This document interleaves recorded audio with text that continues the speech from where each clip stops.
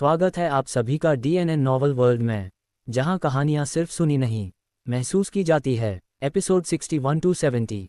अगाध संपत्ति। Black star group emperor star के 3 प्रमुख बैंकों में से एक है। उनकी सभी 6 महाद्वीपों पर शाखाएं हैं। डेमन स्पिरिट महाद्वीप पर गो की जुए के सबसे नज़दीकी शहर में ब्लैक स्टार ग्रुप की इमारत के बाहर प्लाजा में गो की जुए के लिए वर्महोल पोर्टल प्रकट हुआ। चक्कर आने वाली अनुभूति के बीच गो की जुए धीरे से उससे बाहर निकला। जैसे ही वह बाहर आया, पोर्टल वापस शून्य लोक में सिमट गया। गो की जुए ने ऊपर की ओर आड़ी तिरछी हवाई सड़कों को देखा, जहां विभिन्न उड़ने वाले वाहन इधर उधर जा रहे थे, लेकिन जमीन पर कोई वाहन नहीं था, केवल पैदल चलने वाले लोग थे। उसने जिन लोगों को देखा, उनमें से अधिकांश में याओ जाति की कुछ विशेषताएं थीं। बेशक जो वास्तव में शक्तिशाली प्राणी थे, उनमें याओ जाति के कोई लक्षण दिखाई नहीं देते थे। इसलिए डेमन स्पिरिट महाद्वीप पर आप जितने अधिक मानव जैसे दिखते थे, आप उतने ही शक्तिशाली माने जाते थे और अन्य याओ से आपको उतना ही अधिक सम्मान मिलता था। गोकीजुए ने इस तकनीकी रूप से उन्नत शहर पर एक नज़र डाली और फिर उसकी दृष्टि पास ही स्थित ब्लैक स्टार ग्रुप की इमारत पर टिकी। वह भीतर दाखिल हुआ। वहां काम करने वाले सभी रोबोट इंसानों की तरह दिखते थे। एक भी जीवित कर्मचारी नजर नहीं आ रहा था। श्रीमान, आपको क्या सेवा चाहिए? काउंटर पर मौजूद महिला इंटेलिजेंट रोबोट ने मुस्कुराते हुए पूछा। गोकीजुए ने कहा, कार्ड निकालने के लिए। ठीक है, आपका कार्ड रिट्रीवल कोड क्या है? मैं उसे ढूंढने में आपकी मदद करती हूँ। 9527। ठीक है, कृपया प्रतीक्षा करें। उसने अपने सामने वाली वर्चुअल लाइट स्क्रीन पर कुछ बार टैप किया, फिर मुस्कुराकर कहा, कृपया रुकिए, जो कार्ड आप निकालना चाहते हैं वह 1 मिनट के भीतर पहुंच जाएगा। इतना आसान? गोकीजुए ये सुनकर थोड़ा हैरान हुआ। इसमें केवल 30 या 40 सेकंड लगे। काउंटर के सामने एक छोटा वर्महोल दिखाई दिया। उसमें से सितारों से सजा हुआ एक काला कार्ड धीरे धीरे बाहर निकला। काउंटर पर मौजूद महिला रोबोट ने अपना हाथ उठाया और मुस्कुराई, श्रीमान, यह आपका कार्ड है। इसके अलावा ये ब्लैक स्टार कार्ड एक लाइट ब्रेन से भी जुड़ा हुआ है। कृपया इसे ले लें। जैसे ही उसने बोलना समाप्त किया, वर्महोल से एक लाइट ब्रेन भी बाहर निकल आया। धन्यवाद। गोकीजुए ने लाइट ब्रेन और ब्लैक स्टार कार्ड लिया, फिर हॉल में कुर्सियों की एक कतार के पास जाकर बैठ गया। उसने लाइट ब्रेन को सक्रिय किया। उसने कुशलता से उसे चालू किया और अपने व्यक्तिगत खाते में प्रवेश किया। वह ये देखकर हैरान रह गया कि वह पहले से ही लॉग इन था। इस लाइट ब्रेन में जिस खाते से लॉग इन किया गया था, उसका नाम कसिंग जुए था। यह एक साधारण खाता था जो किसी स्टार कार्ड से जुड़ा नहीं था। सीनियर ब्लड फैंग वास्तव में बहुत विचारशील हैं। इस डर से कि मेरे पास कोई पहचान नहीं होगी, उन्होंने 30,000 साल पहले ही मेरे लिए एक पहचान तैयार कर दी थी। गोकीजुए ने मन ही मन सोचा, फिर स्टार कार्ड को लाइट ब्रेन में डाला, पासवर्ड दर्ज किया और एक डिंग की आवाज़ के साथ वह सफलतापूर्वक जुड़ गया। जुड़ने के बाद गोकीजुए ने तुरंत बैलेंस चेक किया। जब उसने नंबरों की लंबी कतार देखी तो वह थोड़ा चौंक गया। Account star coins balance 1 trillion. पूरा 1 ट्रिलियन। कितना बड़ा तोहफा है। अपने सामने के अंकों को देखकर गोकीजुए को अपनी आंखों पर विश्वास नहीं हो रहा था, लेकिन दोबारा सोचने पर उसे राहत महसूस हुई। ब्लड फैंग और उसके 8 छोटे भाई उस समय कितने शक्तिशाली थे। ब्लड फैंग एक एम्परर ग्रेड प्राणी था और उसके 8वां भाई सेंट ग्रेड पीक पर थे। उनके लिए स्टार कॉइन्स शायद सिर्फ अंकों की एक श्रृंखला थी, और जो 1 ट्रिलियन ब्लड फैंग ने उसके लिए तैयार किया था, वह शायद उसके पिछले स्वरूप के लिए एक छोटी सी राशि थी। Ding dong. अचानक एक संदेश का नोटिफिकेशन पॉप अप हुआ। गोकीजुए ने तब पाया कि इस लाइट ब्रेन अकाउंट पर वास्तव में एक दोस्त था। ये संदेश सूची में क्वीन ऑफ द अदर शोर नाम के व्यक्ति द्वारा भेजा गया था। यंग लॉर्ड, मुझे बचाओ। बस ये 4 शब्द। इसने गोकीजुए को उलझन में डाल दिया। तार्किक रूप से देखा जाए तो सीनियर ब्लड फैंग ने जिस एकमात्र मित्र को जोड़ा था, उसे तुरंत मदद नहीं मांगनी चाहिए थी। इसके बजाय उसे कोई बहुत शक्तिशाली विशेषज्ञ होना चाहिए था। इसके अलावा क्वीन ऑफ द अदर शोर कितना दबदबे वाला नाम था। यदि वह भी दुश्मन का सामना नहीं कर सकती थी, तो क्या उससे मदद मांगना उपयोगी होगा? गोकीजुए ने उत्तर दिया, तुम कौन हो? संदेश भेजने के 10 मिनट बाद दूसरी तरफ से जवाब आया, क्वीन ऑफ द अदर शोर मेरी परदादी हैं। ये खाता मुझे मेरी माँ से विरासत में मिला है। मेरी माँ के मरने से पहले उन्होंने कहा था कि यदि कसिंग जुए खाता ऑनलाइन आता है, तो इसका मतलब है कि हमारे यंग लॉर्ड प्रकट हो गए हैं और हमें उनके मिशन को पूरा करने में उनकी मदद करनी चाहिए। लेकिन हमारा पूरा कबीला, मेरे माता पिता, दादा दादी, चाचा चाची, सब मारे गए। अब सिर्फ मैं बची हूँ। ओ, वे हमें खत्म करना चाहते हैं। मैं भी मर सकती हूँ। ओ। यह एक वॉयस मैसेज था। आवाज़ एक कम उम्र की लड़की की थी, जो डर और बेबसी से भरी थी। तुम्हारा पीछा करने वाले दुश्मनों की ताकत क्या है? गोकीजुए अपनी बुद्धिमत्ता से स्थिति को समझ गया था। हालांकि वह जल्दबाजी में कोई कदम नहीं उठाना चाहता था। वे सभी कल्टीवेशन महाद्वीप से सोल ट्रांसफॉर्मेशन स्टेज के हैं और एक तो ग्रेट परफेक्शन स्तर पर है। यंग लॉर्ड, यदि आप उनसे नहीं निपट सकते तो मत आइए। मैं आपको नुकसान नहीं पहुंचा सकती। उसकी आवाज़ से साफ था कि वह वास्तव में हताश थी। मुझे निर्देशांक भेजो, मैं तुरंत वहां टेलीपोर्ट करूंगा। जिस कबीले पर सीनियर ब्लड फैंग ने अपने दाव रक्षक के रूप में भरोसा किया था, वह निश्चित रूप से उनका सबसे विश्वसनीय कबीला रहा होगा। यह उस कबीले का आखिरी बचा हुआ सदस्य था और गो किजुए उन्हें खत्म होते हुए चुपचाप नहीं देख सकता था। यहाँ उन्होंने मुझे ढूंढ लिया। अब मेरे पास टेलीपोर्ट करने के लिए पर्याप्त स्टार कॉइन्स भी नहीं बचे हैं। गो किजुए ने उसके द्वारा भेजे गए निर्देशांकों को देखा, खड़ा हुआ और ब्लैक स्टार ग्रुप की इमारत से बाहर निकल गया। बाहर निकलते ही उसने तुरंत वर्महोल टेलीपोर्टेशन कंपनी की आधिकारिक वेबसाइट खोली और निर्देशांक दर्ज किए। डिंग, आपके वर्तमान स्थान से निर्दिष्ट निर्देशांक तक टेलीपोर्ट करने की लागत 3 करोड़ स्टार कॉइन्स होगी। हम 29 मिलियन स्टार कॉइन्स बचाने के लिए इंटरसिटी टेलीपोर्टेशन वर्महोल का उपयोग करने की सलाह देते हैं। क्या आप टेलीपोर्टेशन के साथ आगे बढ़ना चाहते हैं? 1 ट्रिलियन स्टार कॉइन्स का मालिक होने के नाते, हालांकि 30 मिलियन बहुत थे, गो किजुए ने पलक झपकाए बिना टेलीपोर्टेशन स्वीकार कर लिया। जैसे ही वर्महोल पोर्टल दिखाई दिया, गो किजुए तुरंत उसके अंदर चला गया। वर्महोल टेलीपोर्टेशन में दूरी जितनी अधिक और वस्तु जितनी बड़ी होती है, उतना ही अधिक समय लगता है। ये पलक झपकते ही होने वाला बदलाव नहीं है। विशेष रूप से जैविक वर्महोल टेलीपोर्टेशन के लिए समय और भी अधिक लगता है। गो किजुए ने टेलीपोर्टेशन के दौरान समय पर नजर रखी। इस यात्रा में वास्तव में आधा घंटा लग गया। उसके सामने रोशनी दिखाई दी और गो किजुए टेलीपोर्टेशन वर्महोल से बाहर निकला। जो जगह उसकी आंखों के सामने थी वह जर्जर, सूखी दरारों से भरी थी, जहां मैग्मा बह रहा था। आसमान गहरा और रेत से भरा हुआ था। निश्चित रूप से यह कोई अच्छी जगह नहीं थी।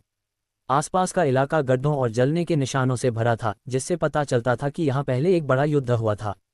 उम्मीद है कि तुम अभी भी जीवित होगी। गो किजुए ने चारों ओर स्कैन किया, हवा में उठा, बिजली की गति से एक दिशा में उड़ने लगा। जमीन पर छोड़े गए युद्ध के निशानों से यह पहचानना मुश्किल नहीं था कि वे किस ओर गए थे। आधे घंटे बाद गो किजुए उस क्षेत्र से बाहर उड़ गया और दूर एक शहर दिखाई दिया। गो किजुए ने नक्शा चेक करने के लिए अपना लाइट ब्रेन निकाला और ये देखकर हैरान रह गया कि यह शहर डेमन स्पिरिट महाद्वीप और टेक्नोलॉजी महाद्वीप के बीच युद्ध के मैदान का अग्रिम पंक्ति वाला शहर था। गड़गड़ाहट। तभी दूर एक घाटी से युद्ध की भीषण गर्जना सुनाई दी। उद्धरण चिन्ह ... मेरा बियान कबीला तुम लोगों द्वारा मिटा दिया गया है। क्यों तुम मुझे जाने नहीं देते? घाटी में युद्ध रुक गया था। एक कोने में 14 या 15 साल की दिखने वाली एक कोमल सी लड़की, जो खून से लथपथ थी, बमुश्किल अपने हाथ में भाला थामे हुए थी। उसने नफरत भरी नजरों से पास आते 5 कल्टीवेटर्स को देखा और अपने होंठ इतने जोर से चबाए कि खून निकल आया। वे सभी सोल ट्रांसफॉर्मेशन स्टेज में थे, जो याओ जाति के हेवनली मार्शल ग्रेड विशेषज्ञों के बराबर है। उनके चारों ओर विभिन्न आध्यात्मिक ऊर्जाएं घूम रही थीं, जिससे उन्हें हवा में चलने की शक्ति मिल रही थी। नन्ही बच्ची, इस बूढ़े से यह मत कहना कि तुम नहीं जानती कि तुम्हारे बियान कबीले ने क्या किया था। उस समूह का नेतृत्व कर रहे सोल ट्रांसफॉर्मेशन परफेक्शन चरण के एक बूढ़े व्यक्ति ने ठंडे स्वर में कहा, उन वर्षों में ब्लड ड्रैगन कबीले ने मेरे कल्टीवेशन महाद्वीप के खरबों जीवित प्राणियों को निगल लिया था और तुम सब गुप्त रूप से ब्लड ड्रैगन के दबाए गए 9 पूर्वजों को छुड़ाने की योजना बना रहे थे। यही तुम्हारी गलती है। विरोधी की इन खुद को सही बताने वाली बातों को सुनकर नीले बालों वाली लड़की दर्द भरी हंसी, क्या तुम्हारे हेवनली कोर्ट मास्टर ने ओल्ड एंसेस्टर ब्लड फैंग की दाव साथी के साथ एक साधना पात्र जैसा व्यवहार नहीं किया था, जिससे 9 पूर्वजों का प्रतिशोध भड़क उठा? ये सब वह कीमत है जो तुम्हें चुकानी चाहिए। जो जीतता है वही राजा है, जो हारता है वह डाकू। यदि कॉन्टिनेंटल एलायंस के वे अमर पुराने लोग बीच में न आते तो तुम्हारा हेवनली कोर्ट बहुत पहले ही 9 पूर्वजों द्वारा साफ कर दिया गया होता। हे, विजेता ही राजा है, हारने वाला डाकू। ये केवल इसलिए है क्योंकि ब्लड ड्रैगन के 9 पूर्वज बहुत अभिमानी थे। उन्हें लगता था कि 9 ड्रैगन के होने से वे दुनिया में अजेय हैं, और उन्होंने कॉन्टिनेंटल एलायंस को भी चुनौती देने की हिम्मत की। यदि वे नहीं मरते तो किसे मरना चाहिए था? बूढ़ा व्यक्ति ठंडी मुस्कान के साथ बोला, अब सिन स्टार नष्ट हो चुका है और ब्लड ड्रैगन के 9 पूर्वज पूरी तरह से समाप्त हो चुके हैं। सच कहूं तो हमारा हेवनली कोर्ट तुम्हें मारना भी नहीं चाहता, लेकिन जड़ों को उखाड़कर ही हम भविष्य की परेशानियों को हमेशा के लिए खत्म कर सकते हैं। कृपया विदा हो जाओ और अपने परिवार से मिलो। इतना कहकर उसने एक तलवार की मुद्रा बनाई। उसके पीछे तैर रही 3 आध्यात्मिक तलवारें बिजली की तरह हवा में उड़ीं और सीधे नीले बालों वाली लड़की की ओर बढ़ीं।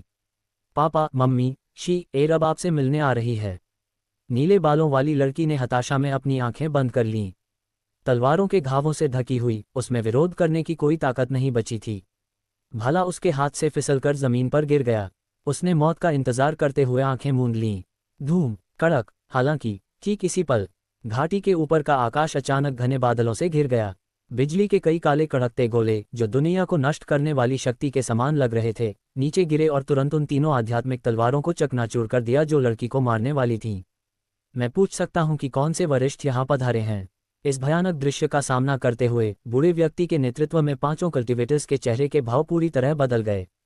उनकी समझ में जो कोई भी ऐसा दृश्य उत्पन्न कर सकता था, वह निश्चित रूप से दाओ सीकिंग ग्रेड की एक महान हस्ती होगी, जो याओ जाति के किंग ग्रेड के बराबर है। ऐसी हस्ती के सामने वे केवल सोल ट्रांसफॉर्मेशन स्टेज के कल्टिवेटर्स कुछ चींटियों से ज्यादा कुछ नहीं थे। याओ जाति का शक्ति स्तर, ट्रांसफॉर्मेशन की condensation, lesser demon foundation establishment, earth demon core formation, great demon, नासी and soul, heavenly demon, soul transformation, demon king, Dao seeking, demon emperor, earth immortal, demon saint, true immortal, demon sovereign, heavenly immortal. इस बात से धोखा न खाएं कि soul transformation और दाओ सीकिंग के बीच केवल एक कदम का फासला है। वह एक कदम स्वर्ग और पृथ्वी के बीच का अंतर है। दाओ सीकिंग चरण का एक शुरुआती कल्टिवेटर भी अपना हाथ उठाकर 10,000 सोल ट्रांसफॉर्मेशन पीक विशेषज्ञों को आसानी से मार सकता है। उन्होंने डर के मारे चारों ओर देखा और अचानक एक काले सूट पहने हुए व्यक्ति को देखा। वह लंबा और छरहरा था, जिसके चारों ओर एक दुष्ट आभा थी, खून जैसी लाल राक्षसी आंखें थीं, और वह काली बिजली पर पैर रखते हुए ऐसे आ रहा था जैसे वह मीलों की दूरी को इंचों में समेट रहा हो। महज कुछ ही कदमों में वह सीधे नीले बालों वाली लड़की के सामने उतरा। एक डेमन किंग। पांचों कल्टिवेटर्स की रीढ़ में सिहरन दौड़ गई। उन्होंने कभी उम्मीद नहीं की थी कि यहाँ उनका सामना एक डेमन किंग से होगा। उनसे निकलने वाला अदृश्य दबाव उनके द्वारा मिले अब तक के सबसे मजबूत दाओ सीकिंग कल्टिवेटर से भी कहीं अधिक भयानक था। उनके जीवन के सार पर उस स्तर के दबाव ने उनके शरीरों को बेकाबू होकर थरथराने पर मजबूर कर दिया। वरिष्ठ, क्या मैं पूछ सकता हूँ कि आप कौन हैं? हम कल्टिवेशन महाद्वीप के हेवनली कोर्ट से हैं। ये लड़की हमारी दुश्मन है, बूढ़े व्यक्ति ने कांपते हुए झुककर कहा। तुम में से सबसे छोटे की उम्र कई 100 साल है, फिर भी तुम यहाँ एक 14-15 साल की लड़की को डरा धमका रहे हो। हेवनली कोर्ट की सचमुच बहुत इज्जत है। गोकिजुए की बर्फीली नज़र ऐसी थी जैसे वह कई लाशों की जांच कर रहा हो। चूंकि वरिष्ठ डेमन किंग ने इस लड़की में दिलचस्पी ली है, तो हम आपका मान रखते हैं और यहाँ से विदा लेते हैं। बूढ़े व्यक्ति के चेहरे के भाव बदले, फिर उसने गोकिजुए के सामने हाथ जोड़े और अपने लोगों के साथ जाने के लिए मुड़ा। उन्हें अपनी तलवारों पर सवार होकर जाते देख गोकिजुए की आंखों में मारने की चमक आए और वह एक झटके के साथ उस जगह से गायब हो गया। जब वह दोबारा प्रकट हुआ तो वह पहले से ही उस बूढ़े के सामने था। उसकी खौफनाक नज़रों के सामने गोकिजुए ने उसका सिर धड़ से अलग कर दिया। नासी एंड सोल शरीर छोड़कर भागने की कोशिश करने लगा, लेकिन गोकिजुए ने उसे एक हाथ से पकड़कर कुचल दिया। ये नज़ारा देख बाकी बचे चारों कल्टिवेटर्स की रूह कांप गई और वे चारों दिशाओं में भागने लगे। चुटकी बजाने की आवाज़। उन्हें भागते देख गोकिजुए ने हल्के से चुटकी बजाई। काले बादलों से बिजली के 4 भयानक गोले नीचे गिरे, जिन्होंने तुरंत उन चारों लोगों को खून की धुंध में उड़ा दिया, उनके शरीर और आत्मा दोनों को नष्ट कर दिया। उन पांचों को मारने के बाद गोकिजुए ने हाथ लहराया और ऊपर के बादलों को हटा दिया। उसने एक विस्थापन तकनीक का उपयोग किया और नीले बालों वाली लड़की के सामने प्रकट हुआ। क्या आप यंग लॉर्ड हैं? लाशी ने अपनी बड़ी आंखें झपकाते हुए गोकिजुए को ऊपर नीचे देखा। गोकिजुए ने उसके घायल शरीर को देखा, 100 मिलियन 10 करोड़ स्टार कॉइन्स की कीमत वाली हीलिंग पोटेंट दवा की एक बोतल निकाली और शांति से कहा, तुम एक मामूली ग्रेट डेमन होकर सोल ट्रांसफॉर्मेशन परफेक्शन वाले एक हेवनली डेमन द्वारा पीछा किए जाने पर अब तक कैसे जीवित रहीं? उसके घाव, बाहरी और आंतरिक दोनों, बहुत गंभीर थे। हालांकि वह अब खड़ी हो सकती थी, लेकिन वास्तव में वह अपनी सहनशक्ति के अंत के करीब थी। मेरे पास बचने के लिए एक खजाना है, लेकिन वास्तव में अब उसे सक्रिय करने के लिए मेरे पास राक्षसी शक्ति नहीं बची है। लाशी ने अपने होंठ चबाए गोकिजुए के हाथ में दवा को देखा और कहा, यह सस्ती नहीं है। क्या आप सच में यह मुझे दे रहे हैं? क्या तुम अपनी चोटों की हालत नहीं जानती? गोकिजुए ने बोतल उसके सामने फेंक दी, फिर उसे नज़रअंदाज करते हुए उन पांचों कल्टिवेटर्स के स्टोरेज ब्रेसलेट की जांच करने चला गया। धन्यवाद यंग लॉर्ड। लाशी ने गोकिजुए की प्रभावशाली आकृति को गहराई से देखा, दवा का ढक्कन खोला और उसे गटक गई। मुझे अब यंग लॉर्ड मत बुलाओ। एक 14-15 साल की लड़की द्वारा ऐसा पुकारा जाना गोकिजुए को अजीब लग रहा था। ब्लडफैंग ने शायद कभी सोचा भी नहीं होगा कि बियान कबीला लगभग मिटा दिया जाएगा। उस समय बियान कबीला डेमन स्पिरिट महाद्वीप पर एक ऐसा गुट था जिसकी रक्षा एक डेमन सेंट करता था। लेकिन अब इस शिकार के बाद केवल यही एक वंशज बचा है। तो फिर मैं आपको क्या बुलाऊं? लाशी जमीन पर पालथी मारकर बैठ गई और दवा के असर को बढ़ाने के लिए अपनी साधना तकनीक को सक्रिय किया। कुछ भी। गु किजुए ने उसे साधना करते देखा और बहुत उलझन महसूस की। मैं 9 ड्रैगन्स लीगेसी की साधना तकनीकों को क्यों नहीं सीख सकता? मेरे पास राक्षसी शक्ति प्रवाहित करने के लिए आवश्यक नसें ही नहीं हैं। क्या ये सच हो सकता है, जैसा कि वरिष्ठ ब्लडफैंग ने कहा था, कि मैं केवल एक विसंगति हूं जो प्रकाश की उत्पत्ति के कारण इस दुनिया में आया हूं? जागने के बाद के 3 महीनों में गु किजुए ने विरासत में मिली ड्रैगन कबीले की साधना तकनीकों और युद्ध कौशल को सीखने की लगातार कोशिश की थी। लेकिन साधना करना तो दूर, उसके पास ऊर्जा प्रवाहित करने के लिए नस मार्ग भी नहीं थे।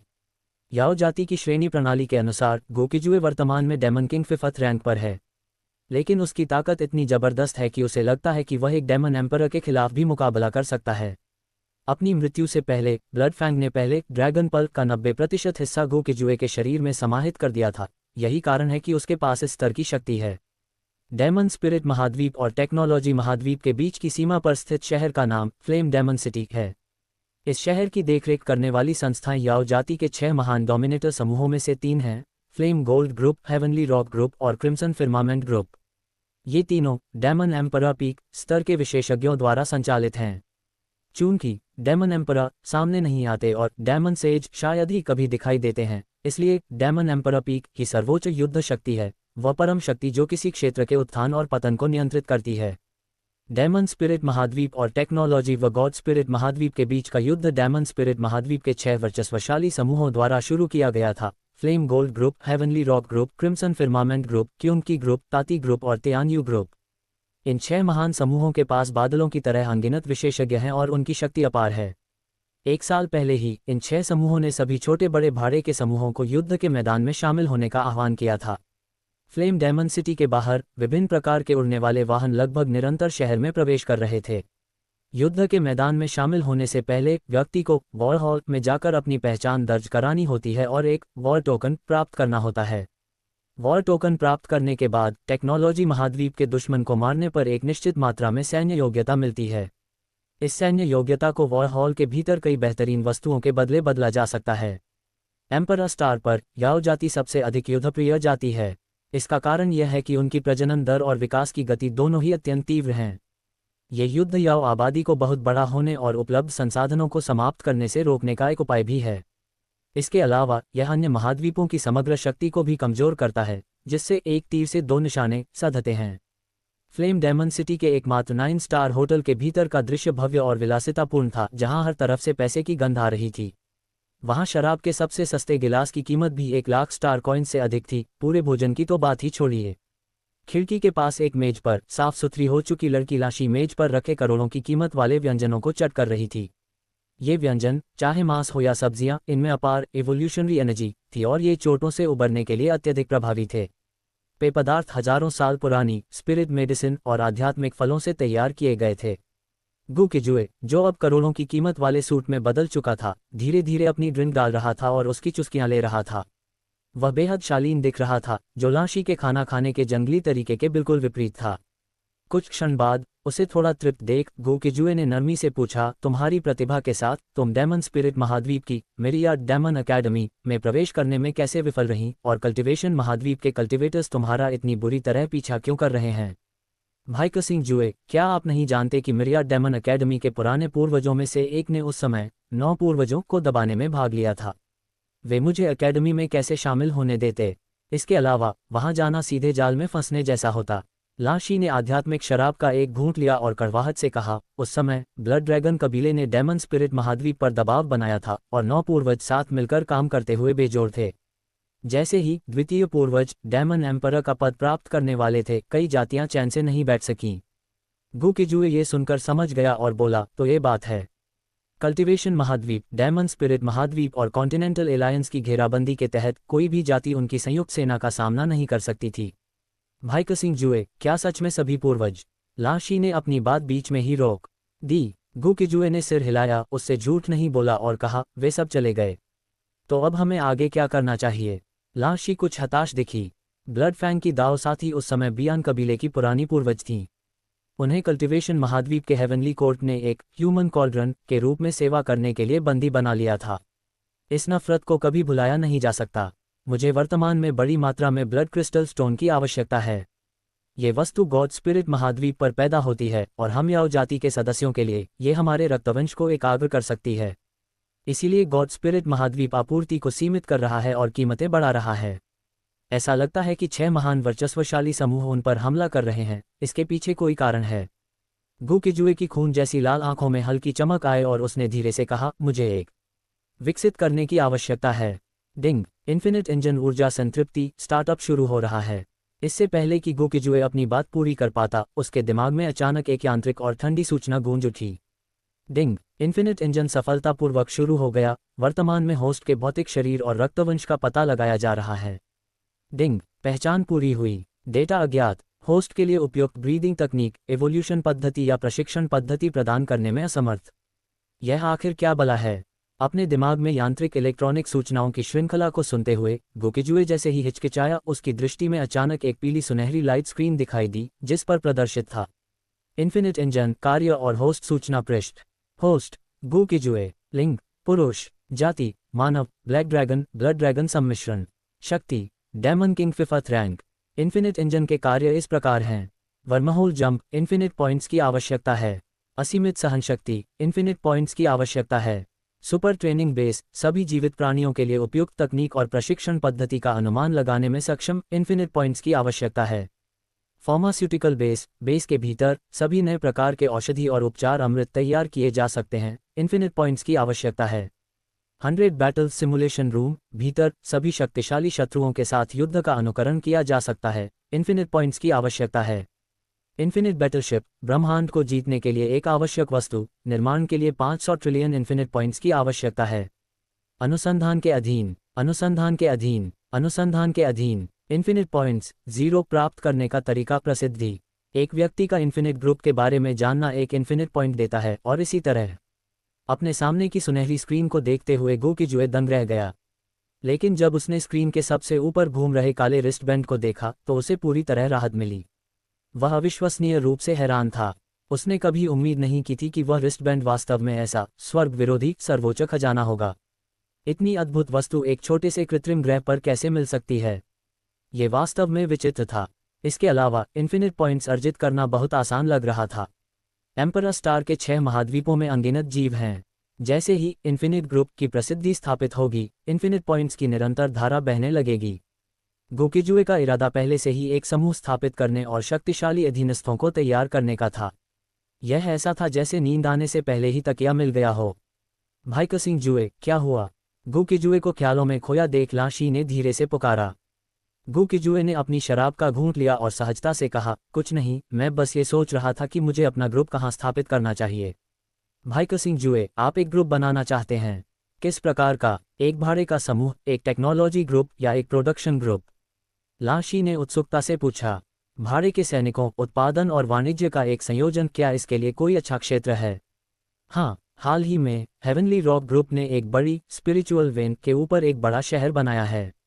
अभी तक वहाँ कोई ग्रुप नहीं गया है, लेकिन उस शहर में ज़मीन की कीमतें बेहद महंगी हैं, तो हम अपना ग्रुप मुख्यालय स्थापित करने के लिए उसी शहर को चुनेंगे।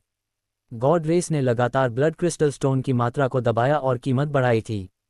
गू किजुए इसे बर्दाश्त नहीं कर सकता था।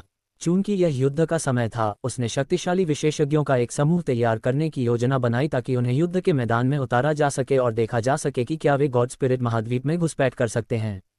डेमन स्पिरिट महाद्वीप के 6 वर्चस्वशाली समूहों की मुख्य युद्ध शक्ति निश्चित रूप से गॉड स्पिरिट महाद्वीप के युद्ध क्षेत्र पर केंद्रित है। गू किजुए और लाशी एक रात फ्लेम याओ सिटी में रुके, फिर अगले दिन स्टार याओ सिटी के लिए रवाना हो गए। यह एक बड़ी स्पिरिचुअल वेन के ऊपर बना हुआ एक बड़ा शहर है, जिसे 5-6 साल पहले पूरा किया गया था, लेकिन केवल 1 साल पहले ही खोला गया है। वर्तमान में कई कॉर्पोरेट शाखा कार्यालय यहाँ बस गए हैं और पिछले 1 साल में आवासीय इमारतें तेजी से बिक रही हैं। याओ जाति की जनसंख्या विशाल है, इसलिए अच्छे पर्यावरण और भूगोल वाले शहरों के घरों के न बिकने की चिंता करने की जरूरत नहीं होती। आज गू किजुए लाशी को इस शहर में लाया।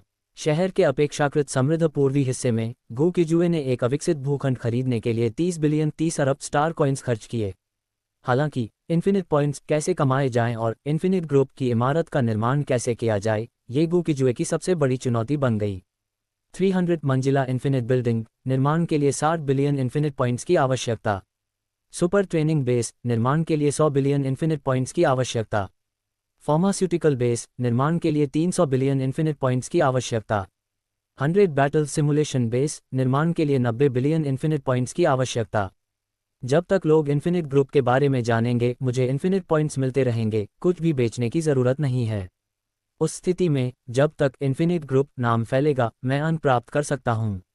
अपना दिमाग खपाने के बाद गोकिजुए को अचानक एक विचार आया और उसने तुरंत स्टार सी ग्रुप से संपर्क किया। नमस्ते मिस्टर कसिंगजुए, क्या आप अगले आधे महीने के लिए हमारे स्टार सी ग्रुप के सभी विज्ञापन प्लेसमेंट को एकाधिकार में लेना चाहते हैं? स्टार सी ग्रुप एम्परा स्टार पर सबसे बड़ा सूचना नेटवर्क समूह है। सभी लाइट ब्रेन्स का 1/3 हिस्सा इसी समूह से आता है। स्टार याओ सिटी के एक 9 स्टार स्वीट में गोकिजुए ने अपने लाइट ब्रेन द्वारा प्रक्षेपित एक शालीन और सुंदर महिला को देखा और सिर हिलाते हुए कहा, सही कहा, इसकी कीमत क्या होगी? आदरणीय मिस्टर कसिंगजुए, यह एक काफ़ी बड़ी राशि है। हमारे स्टार सी ग्रुप की आधे महीने की विज्ञापन आय लगभग 150 बिलियन स्टार कॉइन्स है। यदि आप इसे पूरी तरह लेना चाहते हैं तो हम आपको छूट दे सकते हैं, 140 बिलियन स्टार कॉइन्स। आपको कैसा लगा? स्टार सी ग्रुप मुख्यालय की उपाध्यक्ष ने एक दोस्ताना मुस्कान बिखेरी। उसने गोकिजुए के खाते का बैलेंस चेक किया था। यदि वह उसकी वित्तीय शक्ति के बारे में नहीं जानती तो स्टार सी ग्रुप मुख्यालय की प्रतिष्ठित उपाध्यक्ष होने के नाते वह उससे कभी संपर्क नहीं करती। गोकिजुए ने सिर हिलाया, ये कीमत मेरी स्वीकार्य सीमा के भीतर है। आपके विज्ञापनों में इन्फिनिट ग्रुप के 4 अक्षर प्रमुख होने चाहिए। ज़ीक्वेलिंग मुस्कुराए, मिस्टर कसिंगजुए, आपको इसकी चिंता करने की ज़रूरत नहीं है। कृपया अपने ग्रुप द्वारा प्रचारित किए जाने वाले उत्पाद या कुछ भी अन्य मेरी ईमेल पर भेज दें और हम आज आधी रात से धीरे धीरे प्रचार शुरू कर देंगे। कोई समस्या नहीं, मैं प्रचार की जानकारी बाद में आपके खाते पर भेज दूंगा। ठीक है मिस्टर कसिंगजुए, कोई भी समस्या होने पर कभी भी मुझसे संपर्क करें। मैं पहले विभिन्न विभागों को सूचित कर देती हूँ। अलविदा। अलविदा। ज़ीक्वेलिंग के साथ कॉल समाप्त करने और गठबंधन अनुबंध पर हस्ताक्षर करने के बाद गोकिजुए ने प्रचार की जानकारी उसे भेज दी। विषय, इन्फिनिट ग्रुप भविष्य में एम्परा स्टार का सबसे बड़ा फार्मास्यूटिकल और मर्सिनरी भाड़े का सैनिक समूह होगा। आधे महीने में यह नए प्रकार के उपचार अमृत, एवोल्यूशन अमृत, रिकवरी अमृत, अस्थायी युद्ध शक्ति बढ़ाने वाले अमृत, रक्तवंश विकास अमृत लॉन्च करेगा। यदि रुचि है तो पहले इन्फिनिट ग्रुप की आधिकारिक वेबसाइट को फॉलो करें। जब तक इन्फिनिट ग्रुप के नाम को जाना जाएगा, इन्फिनिट पॉइंट्स प्राप्त किए जा सकेंगे। गोकिजुए के लिए, जिसके पास खरबों स्टार कॉइन्स थे, ये बहुत आसान था। आज आधी रात को स्टार सी ग्रुप के विज्ञापन प्रसारित होने लगे। जो कोई भी स्टार सी ग्रुप का लाइट ब्रेन उपयोग कर रहा था, उसे आज आधी रात से इन्फिनिट ग्रुप के बारे में विज्ञापन दिखाई देने लगे। इन्फिनिट ग्रुप के बड़े लोगों को बहुत आकर्षक बनाया गया था। गोकिजुए नर्म बड़े बिस्तर पर लेट गया, इन्फिनिट इंजन की स्क्रीन खोली और इन्फिनिट पॉइंट्स की संख्या पर नजर गड़ाई। लगभग कुछ दसियों सेकंड के बाद 0 की संख्या में हलचल शुरू हुई। 100, 1000, 10,000, 1 lakh, 5 lakh, 1 million, 3 million, 5 million. बढ़ने की गति अविश्वसनीय रूप से तेज थी। जैसा कि एम्परा स्टार के 3 प्रमुख नेटवर्क सूचना समूहों में से एक से उम्मीद थी, 10 मिनट से कुछ अधिक समय में इंजन खाते के इन्फिनिट पॉइंट्स 8 बिलियन 8 अरब को पार कर गए। Ding dong. इसी समय ज़ीक्वेलिंग ने एक संदेश भेजा, मिस्टर कसिंगजुए, क्या आप प्रभाव से संतुष्ट हैं? गोकिजुए ने संतुष्टि के साथ उत्तर दिया, शानदार, अवसर मिलने पर हम फिर से सहयोग करेंगे। ठीक है, अगले आधे महीने तक हमारे ग्रुप के सभी ऑनलाइन प्लेटफॉर्म पर आपके इन्फिनिट ग्रुप के विज्ञापन होंगे। कुछ भी चाहिए हो तो कभी भी संपर्क करें। शुभ रात्रि, सर। ज़ीक्वेलिंग का सेवा भाव पूरी तरह से गोकिजुए की संपत्ति पर निर्भर था। इस दुनिया में जहां शक्ति पूजनीय है, ताकत सम्मान ला सकती है और पैसा भी सम्मान ला सकता है। जब तक आपके पास पर्याप्त स्टार कॉइन्स हैं, एम्परर लेवल के शक्तिशाली योद्धाओं को भी काम पर रखा जा सकता है। एक बार जब मेरा अमृत निर्माण बेस स्थापित हो जाएगा तो स्टार कॉइन्स लगातार आते रहेंगे। तब तक स्टार कॉइन्स मेरे लिए केवल अंकों की एक श्रृंखला बनकर रह जाएंगे। गोकिजुए ने इन्फिनिट पॉइंट्स को देखा जो पहले ही 20 बिलियन को पार कर चुके थे। वह थोड़ा भावुक महसूस कर रहा था। आप कितने भी मजबूत क्यों ना हो, पैसा वास्तव में एक अनिवार्य वैश्विक उपकरण है। बीप। होस्ट को 100 बिलियन इन्फिनिट पॉइंट्स अर्जित करने पर बधाई। इन्फिनिट इंजन का 7वां कार्य अनलॉक हो गया है। War machine legion manufacturing base. एक क्षण बाद इन्फिनिट इंजन की सूचना फिर से आई। War robot production base. ये सुनकर गोकिजुए ने तुरंत जांच की कि इसके निर्माण के लिए कितने अंकों की आवश्यकता है। War machine legion manufacturing base, 600 billion infinite points प्रति बेस। युद्ध रोबोट बनाने के लिए आवश्यक सामग्री, अर्थफील्ड अयस्क, एमेथिस्ट स्टार अयस्क, earth core crystal, profound ice crystal, water spirit अयस्क। अब विभिन्न सामग्रियां खरीदने का समय है। कोशिश यह है कि जैसे ही प्रमुख बेस स्थापित हों, सीधे उत्पादन शुरू कर दिया जाए। गू किजुए ने लाइट ब्रेन शॉपिंग प्लेटफॉर्म में प्रवेश किया। उसे जो कुछ भी चाहिए था वह सीधे खोज सकता था। युद्ध रोबोट बनाने के लिए अयस्क और क्रिस्टल बड़ी मात्रा में खरीदे जा सकते थे। सबसे महंगा एमेथिस्ट स्टार अयस्क था, जो एक प्रकार का खगोलीय अयस्क है जो एम्परर स्टार पर नहीं मिलता। 200 बिलियन खर्च करके गोकिजुए ने अर्थफील्ड अयस्क, एमेथिस्ट स्टार अयस्क, earth core crystal, profound ice crystal और वाटर स्पिरिट अयस्क प्रत्येक की 3 लाख टन मात्रा खरीदी। इसके बाद उसने अमृत निर्माण के लिए आवश्यक विभिन्न सामग्रियां खरीदी। कुछ सामग्रियां महंगी थीं, कुछ सस्ती, लेकिन तैयार उत्पाद के रूप में बेचे जाने के बाद वे निश्चित रूप से भारी लाभ देंगी। अंत में गू किजुए ने विभिन्न अमृत निर्माण सामग्रियों के एक बड़े जत्थे को खरीदने के लिए अन्य 300 बिलियन स्टार कॉइन्स खर्च किए। ये सामग्रियां उसे निम्नलिखित प्रदान कर सकती थीं: विभिन्न ग्रेड के हीलिंग अमृत की 15 बिलियन बोतलें, विभिन्न ग्रेड के रिकवरी अमृत की 20 बिलियन बोतलें, विभिन्न ग्रेड के एवोल्यूशन अमृत की 3 बिलियन बोतलें, विभिन्न ग्रेड के युद्ध शक्ति बढ़ाने वाले अमृत की 5 बिलियन बोतलें, विभिन्न ग्रेड के रक्तवंश विकास अमृत की 3 बिलियन बोतलें, 3 बिलियन बोतलें हेवनली याओ ब्रेकथ्रू अमृत, 2 बिलियन बोतलें डेमन किंग ब्रेकथ्रू अमृत। कुल मिलाकर उसने 670 बिलियन स्टार कॉइन्स खर्च किए। हालांकि गू किजुए को बिल्कुल भी पछतावा नहीं हुआ। जल्द ही वह इसे 10 गुना, यहाँ तक कि दर्जनों गुना वापस कमा लेगा। वह जो अमृत बनाने और बेचने वाला था, चाहे वे सबसे सस्ते हों या सबसे महंगे, वे बाजार के सभी प्रकार के अमृतों को पछाड़ देंगे। उदाहरण के लिए गू किजुए ने ला शी को जो हीलिंग अमृत दिया था, जिसकी कीमत 100 मिलियन स्टार कॉइन्स थी, वह 8वीं श्रेणी का अमृत था। गू किजुए द्वारा उत्पादित 8वीं श्रेणी के अमृत अन्य अमृतों की तुलना में 2 से 3 गुना अधिक प्रभावी होंगे और उनकी निर्माण लागत भी कम होगी। यदि वह उन्हें 100 मिलियन स्टार कॉइन्स प्रति बोतल बेचता है, तो भला कोई अन्य ब्रांड का अमृत क्यों खरीदेगा। जल्द ही जब गू किजुए के अमृत बाजार में आएंगे, तो यह निस्संदेह अमृत बाजार में एक अत्यंत हलचल मचा देने वाला प्रभाव पैदा करेगा। समय बीतता गया और एक सप्ताह बाद स्टार डायमंड सिटी के पूर्वी हिस्से में उस पहले से अविकसित भूमि पर अब एक भव्य 300 मंजिला इमारत गर्व से खड़ी थी। इमारत के पीछे 2 उत्पादन आधार, जिनमें से प्रत्येक 10 ली के क्षेत्र में फैला था और 30 मंजिल ऊंचा था, शान से खड़े थे। एक अमृत उत्पादन आधार था और दूसरा वॉर रोबोट उत्पादन आधार था। सुपर ट्रेनिंग बेस और 100 बैटल सिमुलेशन बेस दोनों इन्फिनिट बिल्डिंग की 99वीं और 199वीं मंजिलों पर स्थित थे। 4 से 5 ली में फैली और 300 मंजिलों वाली इन्फिनिट बिल्डिंग पहले से ही शहर के इस पूर्वी जिले की सबसे शानदार इमारत बन चुकी थी। इन 2 प्रमुख उत्पादन आधारों के भीतर काम में व्यस्त सभी कर्मचारी वे वर्क रोबोट थे जो इन्फिनिट पॉइंट्स का उपयोग करके इन आधारों के निर्माण के समय उपहार स्वरूप मिले थे। लेबर रोबोटों के जत्थे एक के बाद एक उत्पादन लाइनों पर व्यवस्थित तरीके से काम कर रहे थे। उनके पास सुपरवाइजर रोबोट प्रबंधन था। जब तक गू किजुए सामग्री प्रदान करता था, वे निरंतर निर्माण कर सकते थे। हालांकि वहां कोई सेल्स रोबोट या ग्राहक सेवा रोबोट नहीं थे। वास्तविक उच्च स्तरीय पदों को अभी भी रोबोटों द्वारा बदला नहीं जा सकता था। एक बड़े समूह की परिचालन संरचना बहुत जटिल होती है। प्रशासनिक कार्यालय, सिस्टम, रिसेप्शन, मीटिंग आदि सहित समग्र समूह समन्वय के लिए जिम्मेदार।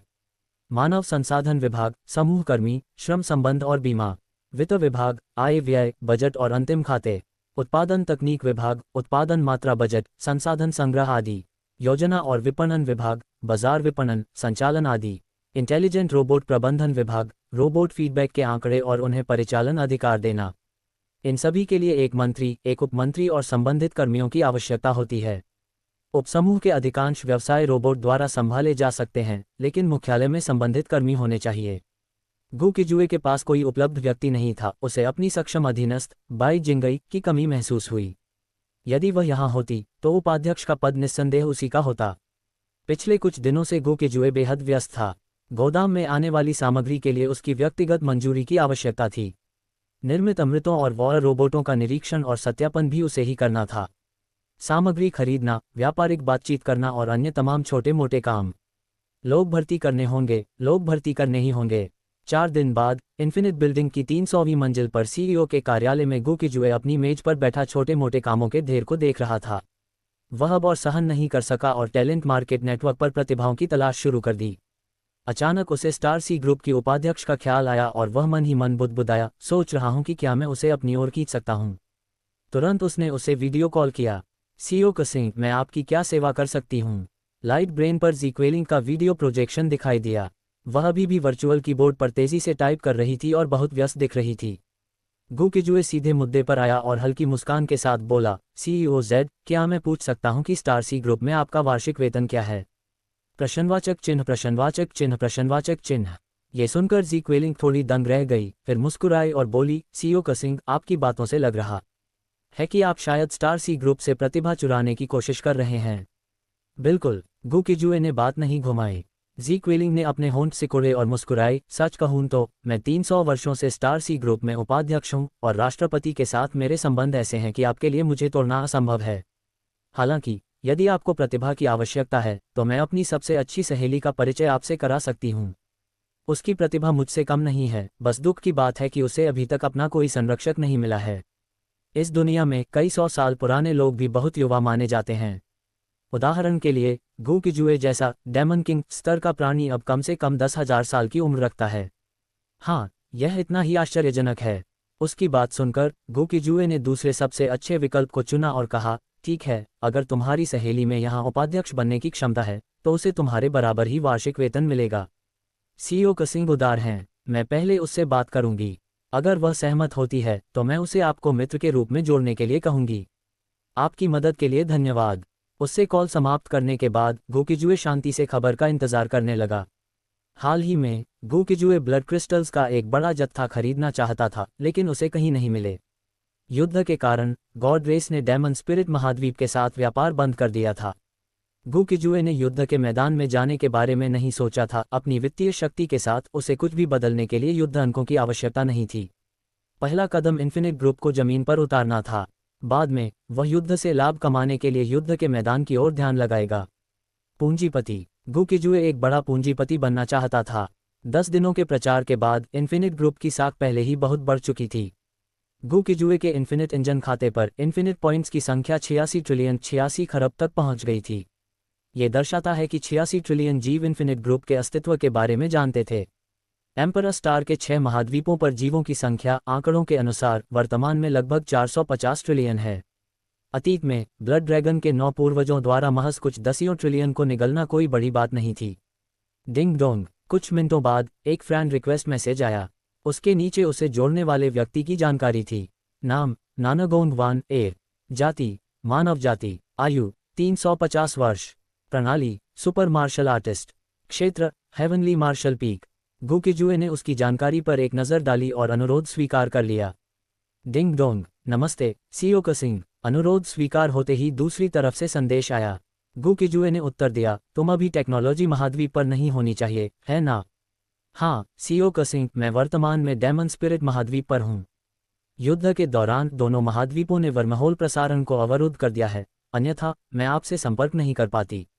मैंने जो इन्फिनिट ग्रुप बनाया है वह अभी शुरू ही हुआ है और उसे एक उपाध्यक्ष की आवश्यकता है।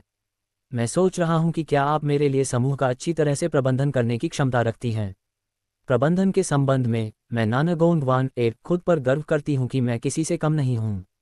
यदि सीईओ कसिंग मुझ पर भरोसा करते हैं तो हम वार्षिक वेतन की चर्चा को अभी स्थगित कर सकते हैं और मुझे आधा साल पद पर रहने दें ताकि आप परिणाम देख सकें। मुझे रूलिंग से पता चला कि आपका समूह अभी स्थापित हुआ है और वर्तमान में सिर्फ एक खाली ढांचा है। मैं अन्य क्षेत्रों में प्रतिभा खोजने में भी आपकी मदद कर सकती हूं। वे निश्चित रूप से अपने अपने क्षेत्रों के विशेषज्ञ होंगे। इन्फिनिट ग्रुप वास्तव में अभी सिर्फ एक ढांचा है और हमारे पास उत्पाद होने पर भी हम उन्हें बेच नहीं पा रहे हैं। मैं यह मामला आप पर छोड़ता हूं। जहां तक वार्षिक वेतन का सवाल है, मैं गारंटी देता हूं कि यह आपकी सहेली से कम नहीं होगा। इस अवसर के लिए धन्यवाद सीईओ कसिंग। मैं निश्चित रूप से आपको निराश नहीं करूंगी। अगर और कुछ नहीं है तो मैं आपके लिए प्रतिभाओं की तलाश शुरू कर देती हूं। जाओ, जब तक उनमें प्रतिभा है उन्हें मेरे द्वारा महत्वपूर्ण भूमिकाएं दी जाएंगी। सबसे अच्छा होगा यदि आप उन्हें कल ही यहाँ ले आएं। ठीक है, मैं कल दोपहर से पहले समूह को क्रियाशील बनाने में सक्षम प्रतिभाओं को निश्चित रूप से ले आऊंगी। इतने वर्षों तक कॉर्पोरेट जगत में काम करने के कारण वह विभिन्न क्षेत्रों के अनगिनत प्रबंधन पेशेवरों को जानती थी। चूंकि जी क्वेलिंग ने अपनी सहेली का परिचय कराया था, इसलिए गू किजुए स्वाभाविक रूप से नानागोंग वान एर की क्षमता या चरित्र पर संदेह नहीं करेगा।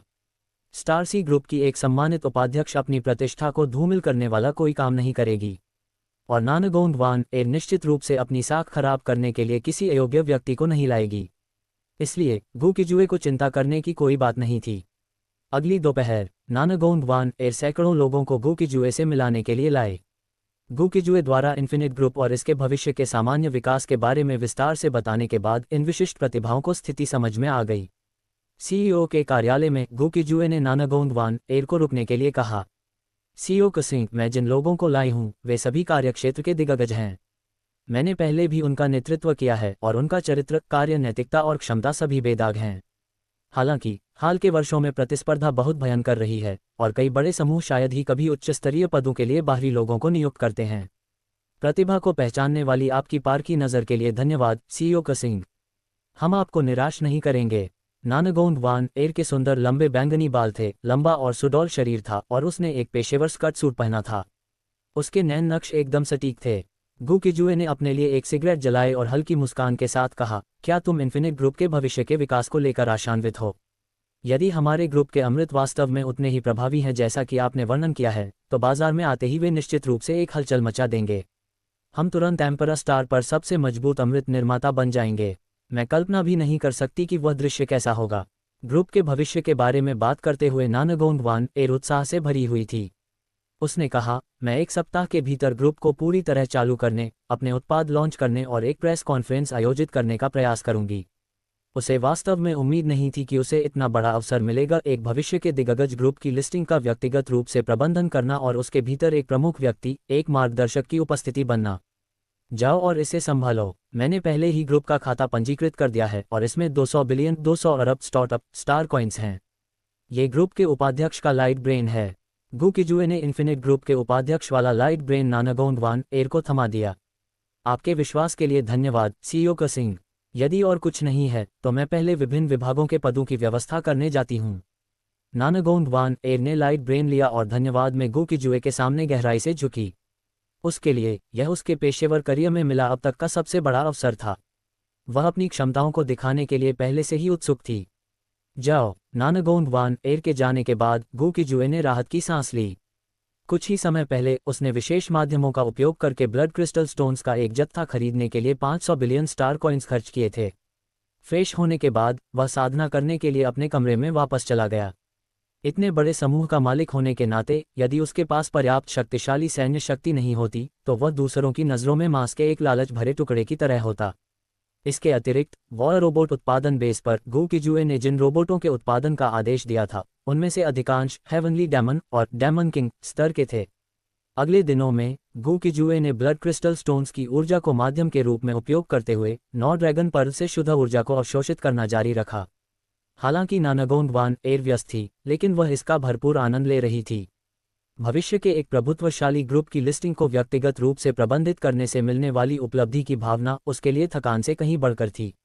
समय बीतता गया और एक और सप्ताह बीत गया। जिस क्षेत्र में इन्फिनिट ग्रुप स्थित है उसे अब घेराबंदी कर दी गई है।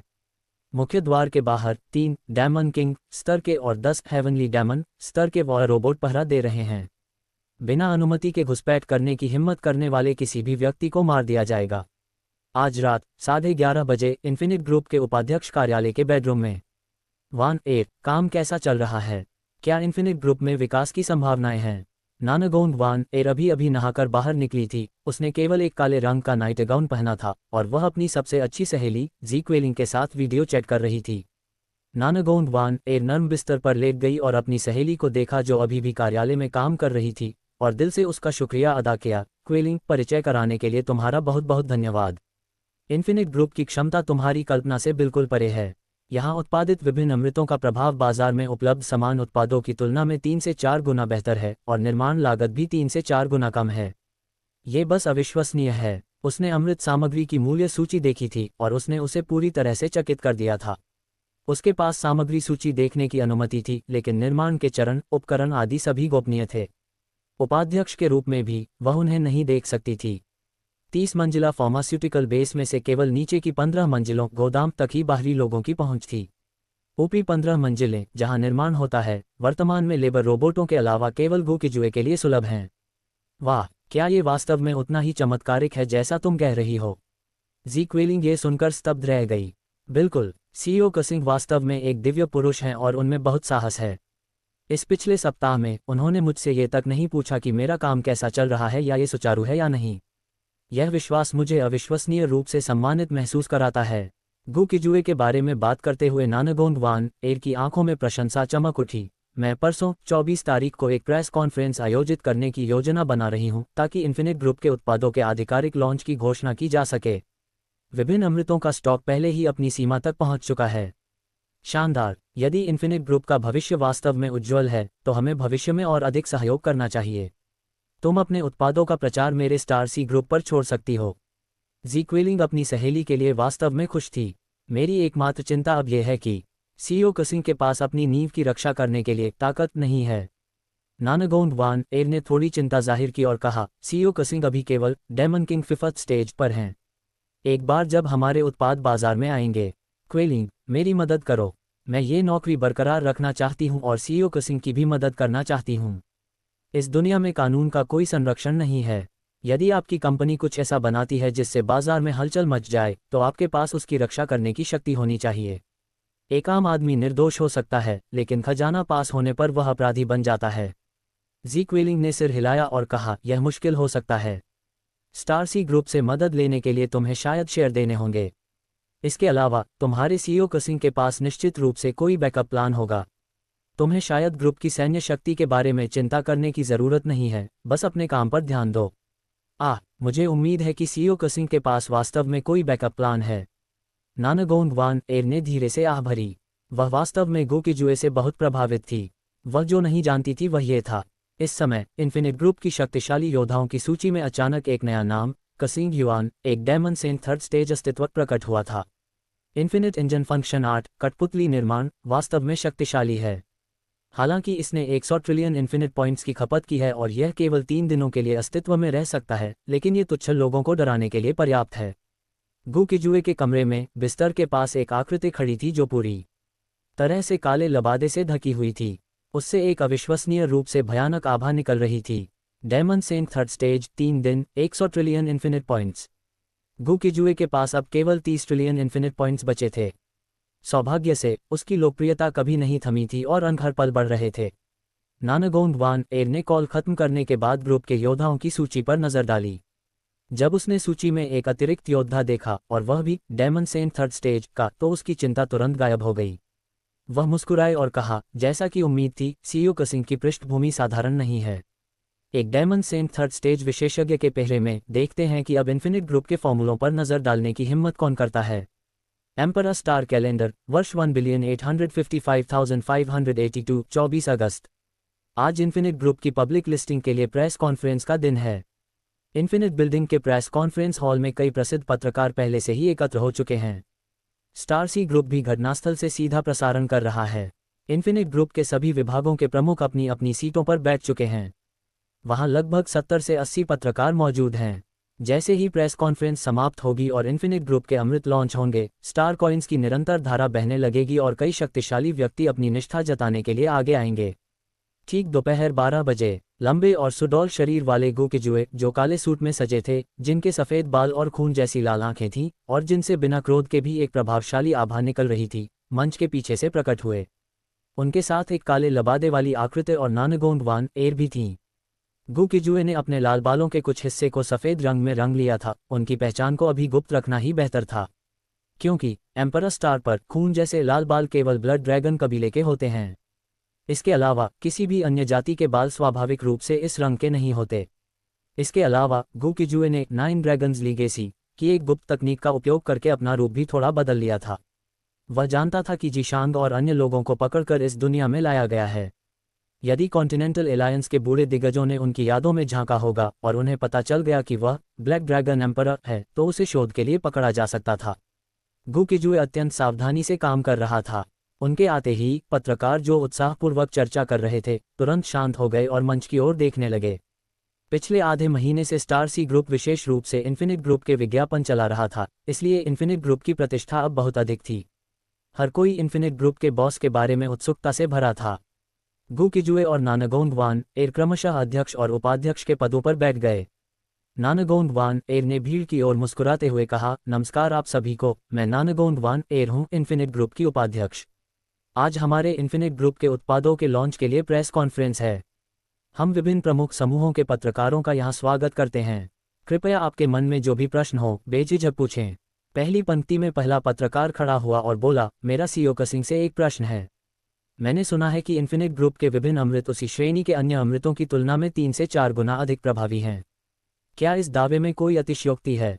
गु किजुए ने धीरे से अपनी उंगली से मेज थपथपाए और उदासीन भाव से कहा, एक नकली होने पर 10 का मुआवजा। यदि मेरे इन्फिनिट ग्रुप के किसी भी अमृत का प्रभाव बाजार में उपलब्ध समान अमृतों से 3 गुना से कम निकलता है तो आप मुआवजे के लिए सीधे हमारी ग्राहक सेवा से संपर्क कर सकते हैं। सही कहा, हमने आज एक सीधा प्रदर्शन भी तैयार किया है। नानगोंड वान एर ने बीच में टोकते हुए चिल्लाकर कहा, कोई मंच के पीछे से उन 2 सज्जनों को ऊपर लाओ जिन्हें एक जैसी चोटें आई हैं। उसके शब्द समाप्त होते ही बैकस्टेज स्टाफ तुरंत 2 गंभीर रूप से घायल और खून से लथपथ लोगों को उठाकर लाया। नानगोंड वान एर ने निर्देश दिया, घायल नंबर 1 को हमारे इन्फिनिट ग्रुप का 8वीं श्रेणी का हीलिंग अमृत दें और घायल नंबर 2 को बाजार में मिलने वाला 8वीं श्रेणी का हीलिंग अमृत दें। परीक्षण उपकरणों को तैयार करें। जी। 2 कर्मचारियों ने दोनों घायलों को एक एक बोतल हीलिंग अमृत पिलाया। चिकित्सा उपकरणों की रोशनी के नीचे ये स्पष्ट रूप से दिखाई दे रहा था कि घायल नंबर 1, जिसने इन्फिनिट ग्रुप का अमृत लिया था, उसकी ठीक होने की दर घायल नंबर 2 की तुलना में लगभग 4 गुना तेज थी। इतना ही नहीं, वह न केवल तेजी से ठीक हुआ, बल्कि घायल नंबर 1 की सभी पुरानी छिपी हुई चोटें और पिछले घाव भी मिट गए। जबकि घायल नंबर 2 को देखने पर पता चला कि केवल नई चोटें ही ठीक हुई थीं, जबकि पुरानी और छिपी हुई चोटें अब भी वैसी ही बनी हुई थीं।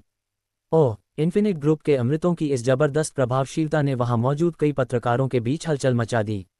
स्टार सी ग्रुप के लाइव प्रसारण कक्ष में देख रहे दर्शकों को भी इस पर विश्वास करना मुश्किल हो रहा था।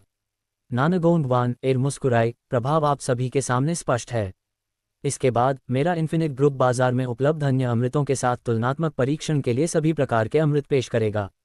कृपया अन्य प्रश्न पूछें। पहली पंक्ति के दूसरे पत्रकार ने खड़े होकर पूछा, मैं ये जानना चाहता हूं कि क्या इन्फिनिट ग्रुप के उत्पादों की कीमतें भी 3 या 4 गुना बढ़ेंगी?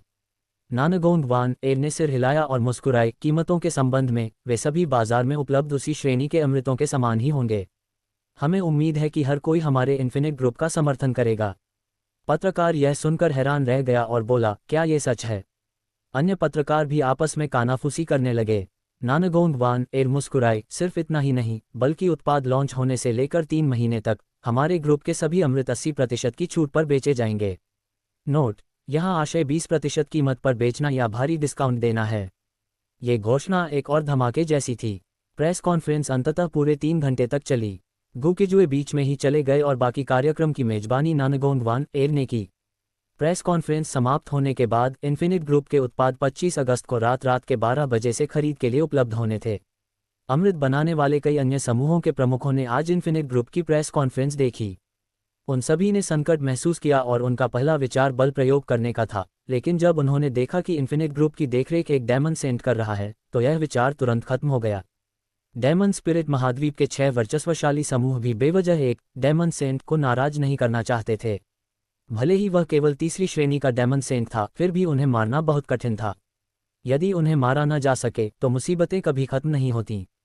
चूंकि बल प्रयोग का विकल्प नहीं था, इसलिए वे केवल सहयोग की तलाश कर सकते थे। ये कहना कोई अतिशयोक्ति नहीं है कि यदि इन्फिनिट ग्रुप ने 3री श्रेणी के डेमन सेंट की उपस्थिति दर्ज नहीं की होती तो उन्हें अब तक हर तरह के धमकी भरे ईमेल मिल रहे होते। लेकिन अब सब कुछ पूरी तरह शांत था। शिपिंग के लिए जिम्मेदार हजारों कर्मचारी गोदाम में स्टैंड बाय पर थे। उनके लिए आज की रात जागकर बिताने वाली रात होने वाली थी। पूरी इन्फिनिट ग्रुप की इमारत इस समय रोशनी से जगमगा रही थी। हजारों ग्राहक सेवा प्रतिनिधि खरीदारों की जानकारी गोदाम तक पहुंचाने की तैयारी कर रहे थे। उस रात 11:58 पर गु किजुए, उपाध्यक्ष नानगोंड वान एर और 4 कार्यकारी अध्यक्षों के साथ कॉन्फ्रेंस रूम में समूह के खाते के आंकड़ों की निगरानी कर रहे थे। जैसे ही एक अमृत बिकता, स्टार कॉइन्स जमा हो जाते। 4 कार्यकारी अध्यक्ष, 2 पुरुष और 2 महिलाएं, सभी को नानगोंड वान एर ने अन्य समूहों से तोड़ा था। उनके नाम थे गुवान जियाक्सियाओ, टैनजियू, जिनशुया और नालन एर। यदि ग्रुप लंबे समय तक विकसित होता है तो वे इसके मुख्य दिग्गज होंगे। आधी रात होने ही वाली है। नालन एर बड़े उत्साह और प्रत्याशा के साथ अंतिम 40 सेकंड की उल्टी गिनती देख रही थी। मुझे उम्मीद है कि हमारी शुरुआत अच्छी होगी। 1 सप्ताह से अधिक की कड़ी मेहनत के बाद सभी को काफ़ी उम्मीदें थीं। हालांकि नानगोंड वान एर बहुत आश्वस्त थी, चिंता मत करो, हमारे ग्रुप के अमृतों की प्रभावशीलता के साथ हमें उन्हें बेचने में कोई परेशानी नहीं होगी। डिंग डिंग की आवाज़ के साथ 25 तारीख की आधी रात हो गई। इन्फिनिट ग्रुप के ऑनलाइन स्टोर पर सभी प्रकार के अमृत एक साथ सूचीबद्ध कर दिए गए। अब बस इंतजार करना था। बड़ी स्क्रीन पर इकाई का अंक, जो मूल रूप से 0 था, एक आश्चर्यजनक गति से कूदने लगा। आज रात अनगिनत जीव इन्फिनिट ग्रुप के अमृतों के सूचीबद्ध होने का इंतजार कर रहे थे। टेक्नोलॉजी महाद्वीप और डायमंड स्पिरिट महाद्वीप के बीच युद्ध के मैदान पर टेक्नोलॉजी महाद्वीप के 88वें वॉर जोन बेस में स्क्वाड 2590 के ऑपरेशंस रूम के भीतर।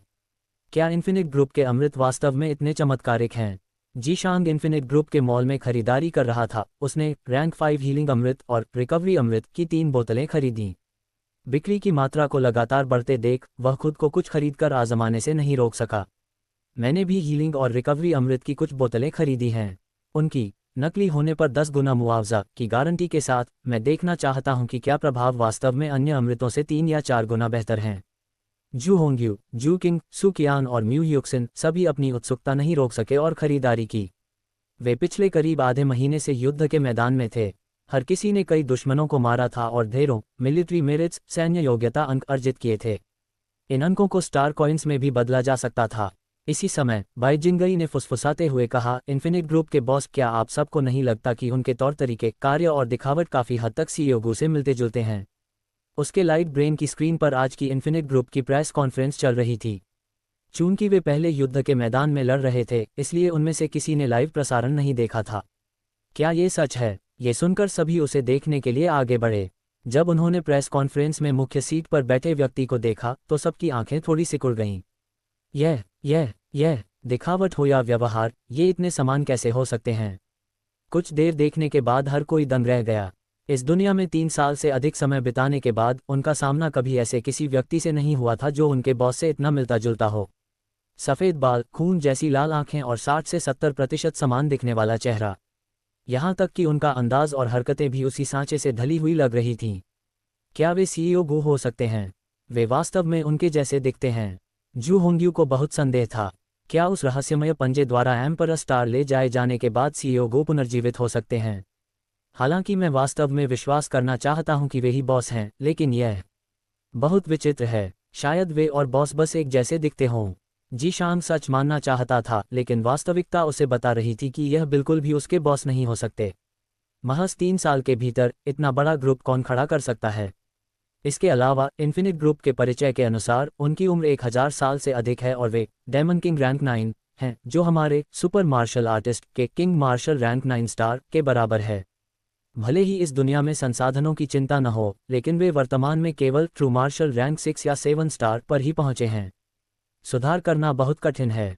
88वां वॉर जोन, डोंगहू फ्रंट लाइन, अर्थ डायमंड रैंक के कई याओ जाति के दस्ते देखे गए हैं। यदि बेस के भीतर कोई भी ट्रू मार्शल रैंक दस्ता बिना किसी मिशन के है, तो कृपया तुरंत युद्ध के मैदान की ओर बढ़ें। तभी बेस सिस्टम का प्रसारण गूंजा, चलो निकलो, वे हमारे बॉस नहीं हो सकते। इस बार डायमंड स्पिरिट महाद्वीप द्वारा शुरू किया गया युद्ध केवल एक छोटी जांच नहीं लग रहा है। मैंने सुना है कि पहले, दूसरे और तीसरे स्टाररी स्काई वॉर जोन में कुछ दिन पहले एक डायमंड सेंट और हमारे सेंट मार्शल रैंक के योद्धाओं ने कदम उठाया है। जब सेंट ग्रेड के अस्तित्व युद्ध में उतरते हैं तो वह दृश्य भयानक होता है। हम उस स्तर तक कब पहुंचेंगे? समूह ने जल्दी से अपने कवच पहने और तेजी से ऑपरेशंस रूम से बाहर निकल गया। युद्ध के मैदान के शीर्ष 3 जोन स्टाररी स्काई सितारों वाले आकाश के युद्ध क्षेत्र हैं। जो भी पक्ष इसे हारता है, दूसरा पक्ष सीधे अंदर घुस सकता है। वहां पहरा देने वाले सभी सेंट ग्रेड प्राणी होते हैं।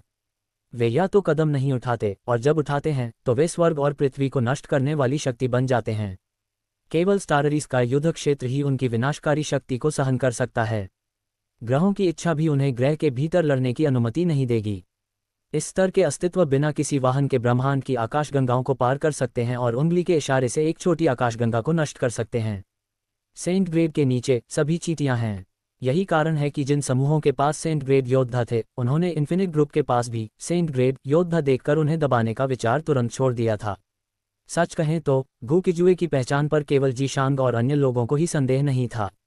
सुपर सेंट महाद्वीप की होली एकेडमी में मौजूद वो लिन्ना, साथ ही क्यूट ट्रेजर, व्हाइट फॉक्स और एप एम्परर, जो टेक्नोलॉजी और डायमंड स्पिरिट महाद्वीप के युद्ध क्षेत्र में थे, उन सभी के मन में संदेह था। हालांकि उनमें से किसी ने भी पूरी तरह विश्वास करने की हिम्मत नहीं की कि वह गू किजुए हो सकते हैं। आज के बाद इन्फिनिट ग्रुप की प्रतिष्ठा और भी गूंजने लगेगी। महज 8 घंटों से भी कम समय में इन्फिनिट ग्रुप के मॉल के लगभग सभी अमृत बिक गए। इसके अलावा हर एक समीक्षा सकारात्मक थी। लागत घटाने के बाद शुद्ध लाभ 3 ट्रिलियन 3 खरब स्टार कॉइन्स था। गु किजुए ने सामग्री खरीदने में केवल 200 बिलियन खर्च किए थे। ये सीधा सीधा अत्यधिक लाभ था। तभी गु किजुए को समझ आया कि जो ट्रिलियन उसने पहले प्राप्त किया था वह वास्तव में बड़े समूहों की तुलना में समुद्र में एक बूंद के समान था। इन्फिनिट ग्रुप का बाजार में पहला दिन बेहद सफल रहा। विभिन्न अमृतों की कमी होने लगी। केवल एक अमृत उत्पादन बेस होना काफ़ी नहीं था। कुछ दिनों बाद गु किजुए ने चेंगडोंग के पूरे क्षेत्र को खरीदने के लिए 800 बिलियन स्टार कॉइन्स खर्च किए। फिर उसने उस क्षेत्र को इन्फिनिट ग्रुप के मुख्यालय के रूप में विकसित किया। इन्फिनिट इंजन का उपयोग करके गु किजुए ने 6 और अमृत उत्पादन बेस बनाए। उसने और वॉर मशीन बेस नहीं बनाए, वर्तमान में एक ही पर्याप्त था। इसके अलावा जो वॉर रोबोट बनाए जा रहे हैं वे सभी किंग ग्रेड के हैं और बाहरी बिक्री के लिए नहीं हैं। गु किजुए की महत्वाकांक्षा बेजोड़ थी। उसने अमृत से कमाए गए पैसों का उपयोग वॉर रोबोट बनाने में किया। एक वास्तविक ग्रुप के पास अपनी शक्तिशाली सेना होनी चाहिए और वॉर रोबोट सबसे भरोसेमंद होते हैं। जब पर्याप्त धन होगा तो सेंट ग्रेड वॉर रोबोट बनाने वाली सामग्री खरीदकर उन्हें तैयार करना ही इन्फिनिट ग्रुप के वास्तविक उत्थान का समय होगा। हालांकि सेंट ग्रेड सामग्री बहुत दुर्लभ और महंगी है। गु किजुए ने पूरे नेटवर्क पर खोजा और उसे केवल कुछ ही प्रकार मिले और उनकी कीमतें दसियों या सैकड़ों ट्रिलियन में थीं। एम्परर ग्रेड भी बहुत कठिन है। गु किजुए अब तक केवल 3 इकाइयों के लिए सामग्री जुटा पाया है, जिससे 3 एम्परर ग्रेड वॉर रोबोट बनाए गए हैं। समय तेजी से बीता। 3 महीने बाद एक विस्फोटक खबर ने डेमन स्पिरिट और टेक्नोलॉजी दोनों महाद्वीपों को हिलाकर रख दिया। पहले स्टाररी स्काई युद्ध क्षेत्र में टेक्नोलॉजी महाद्वीप का एक सेंट मार्शल रैंक का महान विशेषज्ञ और डेमन स्पिरिट महाद्वीप का एक डेमन सेंट साथ में मारे गए। जैसे ही यह खबर फैली, दोनों महाद्वीपों के जीवों की रूह कांप गई। उन्हें लगा कि युद्ध अब और बढ़ सकता है। अब ये पहले की तरह छोटी झड़प बनकर नहीं रह सकता था। उसी समय कुछ दिनों बाद इन्फिनिट ग्रुप को अचानक हेवनली रॉक ग्रुप द्वारा भेजा गया एक युद्ध सहायता ईमेल मिला। ईमेल में लिखा था, इन्फिनिट ग्रुप के सम्मानित अध्यक्ष को नमस्कार। टेक्नोलॉजी महाद्वीप के साथ हमारा युद्ध बढ़ गया है। चूंकि इन्फिनिट ग्रुप अब डेमन स्पिरिट महाद्वीप के शीर्ष समूहों में गिना जाता है, हम आपसे सहायता का आग्रह करते हैं। आप रसद सहायता प्रदान कर सकते हैं या शक्तिशाली विशेषज्ञ भेज सकते हैं। टेक्नोलॉजी महाद्वीप का जो भी हिस्सा जीता जाएगा वह अर्जित सैन्य योग्यता के आधार पर योगदान देने वाले समूहों में बांटा जाएगा। हेवनली रॉक ग्रुप के अध्यक्ष के एक भरोसेमंद सहयोगी। गु किजुए ने ईमेल देखा और उत्तर दिया, पहले गॉड स्पिरिट महाद्वीप के खिलाफ युद्ध क्यों नहीं बढ़ाया जाता। उनके ब्लड क्रिस्टल स्टोन्स हमारी याव जाति के लिए बहुत उपयोगी हैं। Ding dong. इन्फिनिट ग्रुप के सम्मानित अध्यक्ष, इस युद्ध को हमने नहीं बढ़ाया। उन्होंने पहले सेंट मार्शल रैंक के योद्धाओं को भेजा जो मौत तक लड़े। हमारे पास पीछे हटने का कोई रास्ता नहीं है और हम केवल आगे बढ़कर टेक्नोलॉजी महाद्वीप पर आक्रमण कर सकते हैं। गु किजुए ने जवाब दिया, क्या बातचीत असंभव है। मेरा सुझाव अभी भी यही है कि पहले गॉड स्पिरिट महाद्वीप पर हमला करने में पूरी ताकत लगाई जाए। ब्लड क्रिस्टल स्टोन्स उसके लिए बहुत महत्वपूर्ण थे। गु किजुए वास्तव में पहले गॉड स्पिरिट महाद्वीप पर हमला करना चाहता था। Ding dong. विपक्षी पक्ष का रवैया सख्त है और बातचीत की कोई गुंजाइश नहीं है। चूंकि वे युद्ध बढ़ाना चाहते हैं तो हम भी खेलेंगे। आखिरकार टेक्नोलॉजी महाद्वीप पर प्रचुर मात्रा में मिलने वाला स्टार मदर गोल्ड एसेंस हमारी याव जाति के लिए शरीर शोधन में काम आता है।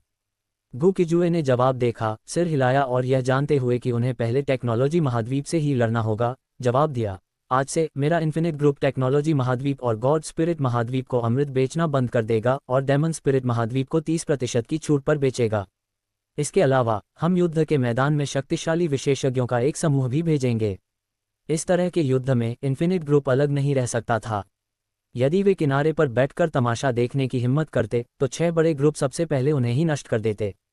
इसके अलावा यदि वे टेक्नोलॉजी महाद्वीप के क्षेत्र को जीत सकते हैं और सैन्य योग्यता के आधार पर संसाधनों को बांट सकते हैं तो वे जितना प्रयास करेंगे उतना ही उन्हें लाभ होगा। पिछले 3 महीनों में इन्फिनिट ग्रुप ने अमृत बाजार के माध्यम से अपार संपत्ति बनाई है। इस अवधि के दौरान इसने 1 लाख सैनिकों की शक्ति वाला एक मर्सिनरी भाड़े के सैनिक विभाग भी संगठित किया। इन्फिनिट ग्रुप की भर्ती की शर्तें बहुत कठिन हैं। व्यक्ति का कम से कम हेवनली डेमन रैंक का होना और सुपर ट्रेनिंग बेस के प्रवेश मूल्यांकन को पास करना अनिवार्य है। केवल वे ही इन्फिनिट ग्रुप में शामिल होने के पात्र हैं जो इस मूल्यांकन को पास करते हैं। इन्फिनिट ग्रुप का सदस्य बनने के बाद हर किसी को सुपर बेस से विशेष प्रशिक्षण मिलता है, जहां श्वसन विधियां, विकास विधियां और प्रशिक्षण विधियां सभी व्यक्ति के अनुसार विशेष रूप से तैयार की जाती हैं। इसके अलावा ग्रुप के सदस्य समूह के सभी प्रकार के अमृतों पर 50% की छूट का आनंद ले सकते हैं। हालांकि इस छूट का लाभ उठाकर सामान खरीदना और फिर उसे बाहर बेचना सख्त मना है। पुष्टि होने पर सीधा सफाया। अमृतों पर मिलने वाली छूट के आकर्षण के कारण मात्र 3 महीनों में 100,000 सदस्य भर्ती हो गए। सफलतापूर्वक शामिल होने पर प्रत्येक व्यक्ति को 9वीं श्रेणी के इवोल्यूशन अमृत और ब्लडलाइन इवोल्यूशन अमृत की 10 बोतलें मुफ्त मिलती हैं। सुपर बेस की विशेष विधियों और इन अमृतों के प्रभाव से पहली खेप के सदस्यों की शक्ति कम समय में ही एक पायदान ऊपर बढ़ गई। हेवनली डेमन से डेमन किंग, डेमन किंग से डेमन एम्परर। इतनी तीव्र प्रगति ने सभी को दंग कर दिया। ग्रुप के मर्सिनरी विभाग का प्रमुख वर्तमान में 8वीं रैंक का एक डेमन एम्परर है जिसका नाम ली कोंडवू है। वह पहले एक कुख्यात लूज कल्टिवेटर स्वतंत्र साधक था। चूंकि उसका बहुत बेरहमी से शिकार किया जा रहा था और इन्फिनिट ग्रुप द्वारा दिए जा रहे पुरस्कारों से आकर्षित होकर वह पूरी निष्ठा के साथ शामिल हो गया। लिकोनवू मूल रूप से दूसरी रैंक का डेमन एम्परर था, लेकिन जुड़ने के मात्र 2 महीनों में उसने लगातार 6 रैंक की प्रगति की। यदि यह खबर बाहर फैलती तो कई लोग चौंक जाते। जहां मर्सिनरी विभाग विकसित हो रहा था, वहीं वॉर मशीन लीजन विभाग और भी भयानक था। रोबोट उत्पादन के लिए पर्याप्त धन होने के कारण इस विभाग ने अब तक 500,000 heavenly demon grade combat robot, 150,000 demon king grade combat robot और लगभग 30,000 demon emperor grade combat robot तैयार कर लिए हैं। सबसे शक्तिशाली रोबोट, जिसका नाम स्टार ऑर्बिट है, एक half step demon saint grade है। केवल इसे बनाने में ग्रुप के आश्चर्यजनक 100 ट्रिलियन स्टार कॉइन्स खर्च हुए। एक वास्तविक सेंट ग्रेड रोबोट के लिए गोकिजुए का अनुमान है कि आवश्यक सामग्री खरीदने के लिए कम से कम 10 क्वाड्रिलियन स्टार कॉइन्स की शुरुआती जरूरत होगी। ऐसी सेंट ग्रेड तकनीक तो रोबोट बनाने के लिए प्रसिद्ध टेक्नोलॉजी महाद्वीप के पास भी नहीं है। सेंट ग्रेड और एम्परर ग्रेड के बीच की दूरी जमीन और आसमान जैसी है। हाफ स्टेप और वास्तविक सेंट ग्रेड के बीच युद्ध क्षमता का अंतर एक गहरी खाई की तरह है। इन 3 महीनों में गोकिजुए ने स्टार सी ग्रुप के माध्यम से साधना करने के लिए कई ब्लड क्रिस्टल स्टोन्स प्राप्त किए और ड्रैगन पल की शुद्ध ऊर्जा को अवशोषित किया। वह अब स्पष्ट रूप से 4थी रैंक का डेमन एम्परर है। वाह बड़े भाई कसिंग जुए, मैं केवल 3-4 महीनों के लिए एकांतवास में थी और इन्फिनिट ग्रुप इतना विकसित हो गया। जैसे ही गोकिजुए ने हेवनली रॉक ग्रुप के अध्यक्ष के साथ बातचीत समाप्त की और नानगोंग वान एर को बुलावा भेजा, युवा लड़की लाशी ने दरवाजा खटखटाया और भीतर आई। उसके मासूम चेहरे पर अविश्वास के भाव थे। वास्तव में तुम भी हेवनली डेमन तक पहुंच गई हो। गोकिजुए ने नजरें नीची की, उसे देखा और संतुष्टि के साथ सिर हिलाया। हे, माँ कहती थी कि मेरे शरीर का रक्तवंश हमारे पुराने पूर्वज का मुकाबला कर सकता है। यदि मेरा लगातार पीछा न किया गया होता तो मैं बहुत पहले ही हेवनली डेमन बन जाती। प्रशंसा पाकर लाशी किसी सफ़ेद हंस की तरह गर्व से भर गई। गोकिजुए ने धीरे से मुस्कुराते हुए कहा, तो फिर बियान कबीले का गौरव तुम्हारे द्वारा ही फिर से स्थापित किया जाना चाहिए। मैं यह अकेले नहीं कर सकती। यदि बड़े भाई कसिंग जुए मदद करें तो यह बहुत आसान होगा। लाशी शरारत से गोकिजुए के पीछे गई और मक्खन लगाते हुए उनके कंधे दबाने लगी। बॉस, आपने मुझे बुलाया। इसी समय नानगोंग वान एर ने प्रवेश किया। लाशी को देखकर वह थोड़ी चौंक गई। उसे नहीं पता था कि बॉस के पास ऐसी कोई लड़की भी है, लेकिन उसने कुछ पूछा नहीं। गोकिजुए ने डेस्क पर उंगलियां थपथपाते हुए कहा, टेक्नोलॉजी महाद्वीप और हमारे महाद्वीप के बीच युद्ध बढ़ गया है। अब तटस्थ रहना लगभग असंभव है। जाओ और वॉर हॉल की आधिकारिक वेबसाइट पर हमारे इन्फिनिट ग्रुप का पंजीकरण करो। युद्ध के अंकों को हमारे ग्रुप के सभी प्रकार के अमृतों के बदले बदला जा सकेगा। कितने अंकों के बदले क्या मिलेगा, ये तुम लोग खुद तय कर लो। जब दूसरे लोग इन्फिनिट ग्रुप के सामान के लिए युद्ध अंकों का उपयोग करेंगे तो वे अंक इन्फिनिट ग्रुप के हो जाएंगे। बाद में यदि वे टेक्नोलॉजी महाद्वीप के किसी क्षेत्र पर कब्जा करते हैं तो संसाधनों और जमीन का बंटवारा इन्फिनिट ग्रुप के पास मौजूद इन्हीं अंकों के आधार पर होगा।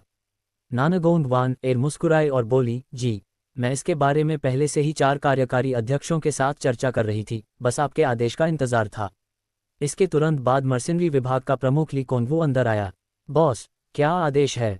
वह एक लंबा तगड़ा व्यक्ति था जिसके सुनहरे बाल कंधों पर लहरा रहे थे। डेमन स्पिरिट और टेक्नोलॉजी महाद्वीप का युद्ध बढ़ गया है। अगले कुछ दिनों तक नजर रखो कि क्या 6 प्रमुख वर्चस्वशाली समूह कोई बड़ी चाल चलते हैं। यदि वे युद्ध के मैदान में अपने दिग्गजों को भेजते हैं तो तुम्हें हर समय तैयार रहना है, मर्सिनरी विभाग और रोबोट सेना दोनों को युद्ध में उतारने के लिए। गोकिजुए ने एक विचित्र मुस्कान के साथ कहा, यदि वे टेक्नोलॉजी महाद्वीप पर आक्रमण की तैयारी करते हैं तो हमें भी पीछे रहकर लूट का अपना हिस्सा लेना होगा। लिकोनवू ने सोच विचार कर कहा, बॉस, ये स्पष्ट है कि यह युद्ध और फैलेगा।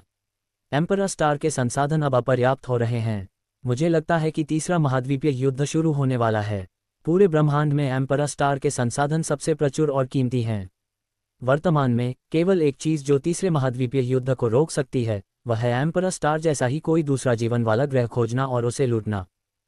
7 दिन बाद डेमन स्पिरिट महाद्वीप, अग्रिम पंक्ति, front line, flame demon city. जैसे जैसे टेक्नोलॉजी महाद्वीप के साथ युद्ध बढ़ता गया, डेमन स्पिरिट महाद्वीप के अनगिनत दानव साधक 6 प्रमुख समूहों के आह्वान पर युद्ध के मैदान की ओर दौड़ पड़े। फ्लेम डेमन सिटी में अपनी पहचान दर्ज कराने और वॉर टोकन प्राप्त करने के बाद वे तेजी से प्रमुख युद्ध क्षेत्रों की ओर निकल गए। अग्रिम पंक्ति पर कुल 100 युद्ध क्षेत्र हैं। शीर्ष 3 युद्ध क्षेत्र सेंट ग्रेड और एम्परर ग्रेड विशेषज्ञों के लिए हैं, जो एम्परर स्टार की स्टेलर लेयर, सितारों वाली परत में स्थित हैं। चौथे से 10वें युद्ध क्षेत्र किंग ग्रेड और सोवरेन ग्रेड विशेषज्ञों के लिए हैं। ये शीर्ष 10 युद्ध क्षेत्र सबसे महत्वपूर्ण हैं।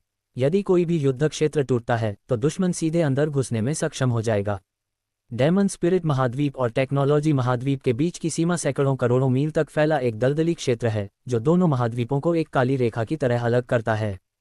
धुंधल का भरा आकाश निर्जीव था और देवकी से भरा था। वह काला दलदल खतरों से भरा है। एक छोटी सी चूक भी दलदल द्वारा निगल लिए जाने का कारण बन सकती है। लेकिन अनगिनत छोटे बड़े युद्धों के बाद दोनों पक्षों ने सुरक्षित रास्तों का पता लगा लिया है जो सीधे दूसरे महाद्वीप तक ले जाते हैं। ये वही 100 युद्ध क्षेत्र हैं जो दोनों पक्षों से संबंधित हैं। 800 अरब मील के इस दलदली क्षेत्र के भीतर दोनों महाद्वीपों ने 200-200 अरब मील पर कब्जा कर रखा है और विरोधी महाद्वीप की ओर जाने वाले रास्ते पर एक के बाद एक वॉर फोर्ट्रेस, युद्ध किले बनाए हैं जो आपसी टेलीपोर्टेशन की अनुमति देते हैं। डेमन स्पिरिट महाद्वीप, 7वां युद्ध क्षेत्र। ये युद्ध किला आकार में पृथ्वी के बराबर है, जो हवा में 10,000 मीटर की ऊंचाई पर लटका हुआ है और दुनिया का सर्वेक्षण करने वाले एक स्टील के दानव जैसा दिखता है। युद्ध किले के भीतर अपनी एक अलग दुनिया है। सहायता के लिए आने वाले समर्थक, बशर्ते वे 5 या उससे अधिक लोगों का दस्ता बना सकें, एक कॉम्बैट रूम प्राप्त कर सकते हैं। इस किले के उच्च तकनीकी स्थान के भीतर विभिन्न प्रमुख समूहों के आधार देखे जा सकते हैं। उनमें से इन्फिनिट ग्रुप का आधार है, जो एक छोटे शहर जैसा दिखता है। इसके ऊपर दानवी प्रकाश से बने इन्फिनिट ग्रुप के 4 बड़े अक्षर अत्यंत चकाचौंध भरे और दबदबे वाले थे। 3 दिन पहले इन्फिनिट ग्रुप 7वें युद्ध क्षेत्र की सहायता के लिए पहुंचा था। भाड़े के सैनिकों की संख्या 90,000 डेमन किंग्स और 10,000 डेमन सोवरेन्स। वॉर रोबोट्स की संख्या 2 लाख डेमन किंग ग्रेड और 30,000 डेमन सोवरेन ग्रेड। इस बल को कम आंकने की हिम्मत किसी ने नहीं की। युद्ध क्षेत्र बेस के उच्चतम कमान हॉल के भीतर इन्फिनिट ग्रुप की भी एक सीट थी। लंबी कॉन्फ्रेंस टेबल पर 9वीं श्रेणी के डेमन सोवरेन ली कोंगवू 7वीं कुर्सी पर बैठे थे। पिछले कुछ दिनों में वह एक और श्रेणी आगे बढ़ गए थे। वहां कुल 16 लोग मौजूद थे जो डेमन स्पिरिट महाद्वीप के 16 सुपर समूहों का प्रतिनिधित्व कर रहे थे। पहली 6 सीटें 6 हेजेमन ग्रुप्स के डेमन एम्परर पीक विशेषज्ञों के लिए थीं। ली कोंगवू का 7वें स्थान पर बैठना यह दर्शाता है कि 6 वर्चस्वशाली समूह इन्फिनिट ग्रुप को कितना सम्मान देते थे। सज्जनों, ये बिल्कुल अग्रिम पंक्ति का रियल टाइम फुटेज है। ऐसा लगता है कि टेक्नोलॉजी महाद्वीप ने अपनी अधिकांश शक्ति 7वें मोर्चे पर केंद्रित कर दी है। क्योंकि ग्रुप का प्रतिनिधित्व करने वाले डेमन एम्परर पीक विशेषज्ञ क्योंकि आओए ने फ्रंट लाइन युद्ध क्षेत्र का फुटेज प्रोजेक्ट किया। फुटेज में एक भव्य और विशाल युद्ध क्षेत्र देखा जा सकता था जो अनगिनत मील तक फैला था। ऊपर से देखने पर यह मुख्य युद्ध क्षेत्र कुल 7 छोटे युद्ध क्षेत्रों में विभाजित था। डेमन किंग्स और किंग मार्शल आर्टिस्ट्स के लिए 5 छोटे युद्ध क्षेत्र थे और डेमन सोवरेन्स व सोवरेन मार्शल आर्टिस्ट्स के लिए 2। युद्ध क्षेत्र में डेमन किंग्स और सोवरेन्स को मिटाने में सक्षम लंबी दूरी के हथियार लगातार आकाश में चमक रहे थे। इन हथियारों की भयानक प्रकृति का अंदाजा इसी से लगाया जा सकता था कि इनका हर हमला एक बड़े ग्रह को नष्ट कर सकता था। लेकिन एम्परर स्टार पर उनकी अधिकांश शक्ति प्लैनेट विल ग्रह की इच्छा द्वारा दबा दी गई थी। लड़ने वाले योद्धाओं की संख्या अज्ञात थी। एक छोटी सी लापरवाही का मतलब दुश्मन के हथियारों द्वारा मार गिराया जाना था। टेक्नोलॉजी महाद्वीप के सुपर मार्शल आर्टिस्ट्स वर्दी के रूप में शक्तिशाली सुपर मार्शल कवच पहने हुए थे और उनके बीच कई वॉर रोबोट भी थे। डेमन स्पिरिट महाद्वीप के साधक राक्षसी ऊर्जा से घिरे थे, लेकिन फिलहाल उन्हें कदम दर कदम पीछे धकेला जा रहा था। दुश्मन की कुमक आने के साथ याओसेना केवल लंबी दूरी के हथियारों और अपने स्वयं के वॉर रोबोटों के आत्मघाती विस्फोटों के भरोसे पीछे हटते हुए लड़ पा रही थी। वॉर रोबोट बनाना आसान है, लेकिन एक जीवित डेमन किंग या सोवरेन को तैयार करना बेहद कठिन। तियान यू ग्रुप की महिला डेमन सोवरेन ने गंभीर स्वर में कहा, सब लोग ध्यान दें, अग्रिम पंक्ति चरमरा रही है। टेक्नोलॉजी महाद्वीप हमारे साथ गंभीर हो रहा है। यदि हम एकजुट नहीं हुए तो मुझे डर है कि हम उनकी रक्षा नहीं तोड़ेंगे, बल्कि वे हमारी तोड़ देंगे। हमारे 6 प्रमुख समूह अपने सभी छिपे हुए संसाधनों का उपयोग करने और टेक्नोलॉजी महाद्वीप के साथ आर पार की लड़ाई लड़ने के लिए तैयार हैं। ताती ग्रुप के प्रतिनिधि ने भी सहमति में सिर हिलाया। वे बातचीत से इनकार कर रहे हैं, जिसका अर्थ है कि वे अंत तक लड़ने का इरादा रखते हैं। यदि हम अभी भी पीछे हटते हैं तो क्या हम उन संसाधनों को उनके लूटने के लिए बचा रहे हैं? सब लोग खून बहाने और टेक्नोलॉजी महाद्वीप को जीतने के लिए तैयार हो जाएं। परसों हमारे 6 प्रमुख समूह युद्ध को चरम पर पहुंचाने के लिए एक प्रेस कॉन्फ्रेंस आयोजित करेंगे। अग्रिम पंक्ति वर्तमान में तनाव में है, इसलिए यह बेकार की बातों का समय नहीं है। बड़े पैमाने पर वर्महोल टेलीपोर्टेशन एरे तैयार है। चलिए। फ्लेम गोल्ड ग्रुप के प्रतिनिधि खड़े हुए और हॉल से बाहर निकल गए। यदि आपके 6 समूह अपना सब कुछ लगा रहे हैं तो स्वाभाविक रूप से हम भी कुछ पीछे नहीं रखेंगे। बिल्कुल। कौन किससे डरता है, भले ही इसका मतलब तीसरा महाद्वीपीय युद्ध शुरू करना हो। कितनी शर्म की बात है। यदि इन्फिनिट ग्रुप को विकास के लिए कुछ और साल दिए जाते तो हमारा एक अकेला समूह पूरे महाद्वीप को जीत सकता था। ली कुंग वू ने यह बात बड़े अहंकार के साथ कही। अंतर यह था कि उनके अहंकार के पीछे आत्मविश्वास था। ली कुंग वू की अहंकारी बातों को सुनकर हालांकि सभी को बुरा लगा, लेकिन उन्होंने इन्फिनिट ग्रुप को कम आंकने की हिम्मत नहीं की। महज 3 महीनों में इस स्तर तक विकसित होना अनसुना और अनदेखा था। कॉन्फ्रेंस हॉल छोड़ने के बाद सभी अपने अपने ग्रुप बेस पर लौटे और वॉर रोबोटों व भाड़े के सैनिकों को इकट्ठा कर वर्महोल टेलीपोर्टेशन प्लाजा की ओर चल दिए। आधे घंटे बाद विशाल प्लाजा में सहायता के लिए आए लाखों डेमन किंग्स जमा हो चुके थे, जबकि 1 लाख से अधिक डेमन सोवरेन्स टेलीपोर्टेशन वर्महोल खुलने का इंतजार कर रहे थे। मौजूद डेमन किंग्स 5 से 10 लोगों के दस्तों में थे। पहला, युद्ध के अंक अर्जित करने के लिए और दूसरा, महाद्वीप की रक्षा के लिए। ये हर याव का कर्तव्य है। यदि डेमन स्पिरिट महाद्वीप टूट गया तो वे सभी दर दर के भिखारी बन जाएंगे। जल्द ही 6 वर्चस्वशाली समूहों में से प्रत्येक एक शक्तिशाली अंदाज में पहुंचा, जो अपने साथ लाखों वॉर रोबोट और सैनिक लाया था। इसने ली कुंग वू द्वारा लाए गए सैनिकों और रोबोटों को उनकी तुलना में छोटा दिखा दिया। अन्य 9 प्रमुख समूह भी इन्फिनिट ग्रुप से अधिक सैनिक लाए थे। हालांकि ली कुंग वू को बिल्कुल भी हीनता महसूस नहीं हुई। केवल 3 महीने के विकास के बाद इन्फिनिट ग्रुप ने जो पैमाना हासिल किया था वह पहले से ही दूसरों की पहुंच से बहुत दूर था। जैसे ही वर्महोल टेलीपोर्टेशन एरे खुला, प्लाजा पर मौजूद 1 करोड़ से अधिक डेमन किंग्स और लगभग 40-50 लाख डेमन सोवरेन्स ओझल हो गए। तो ये था global mutations following a black member कहानी के 61 से 70 तक की एपिसोड।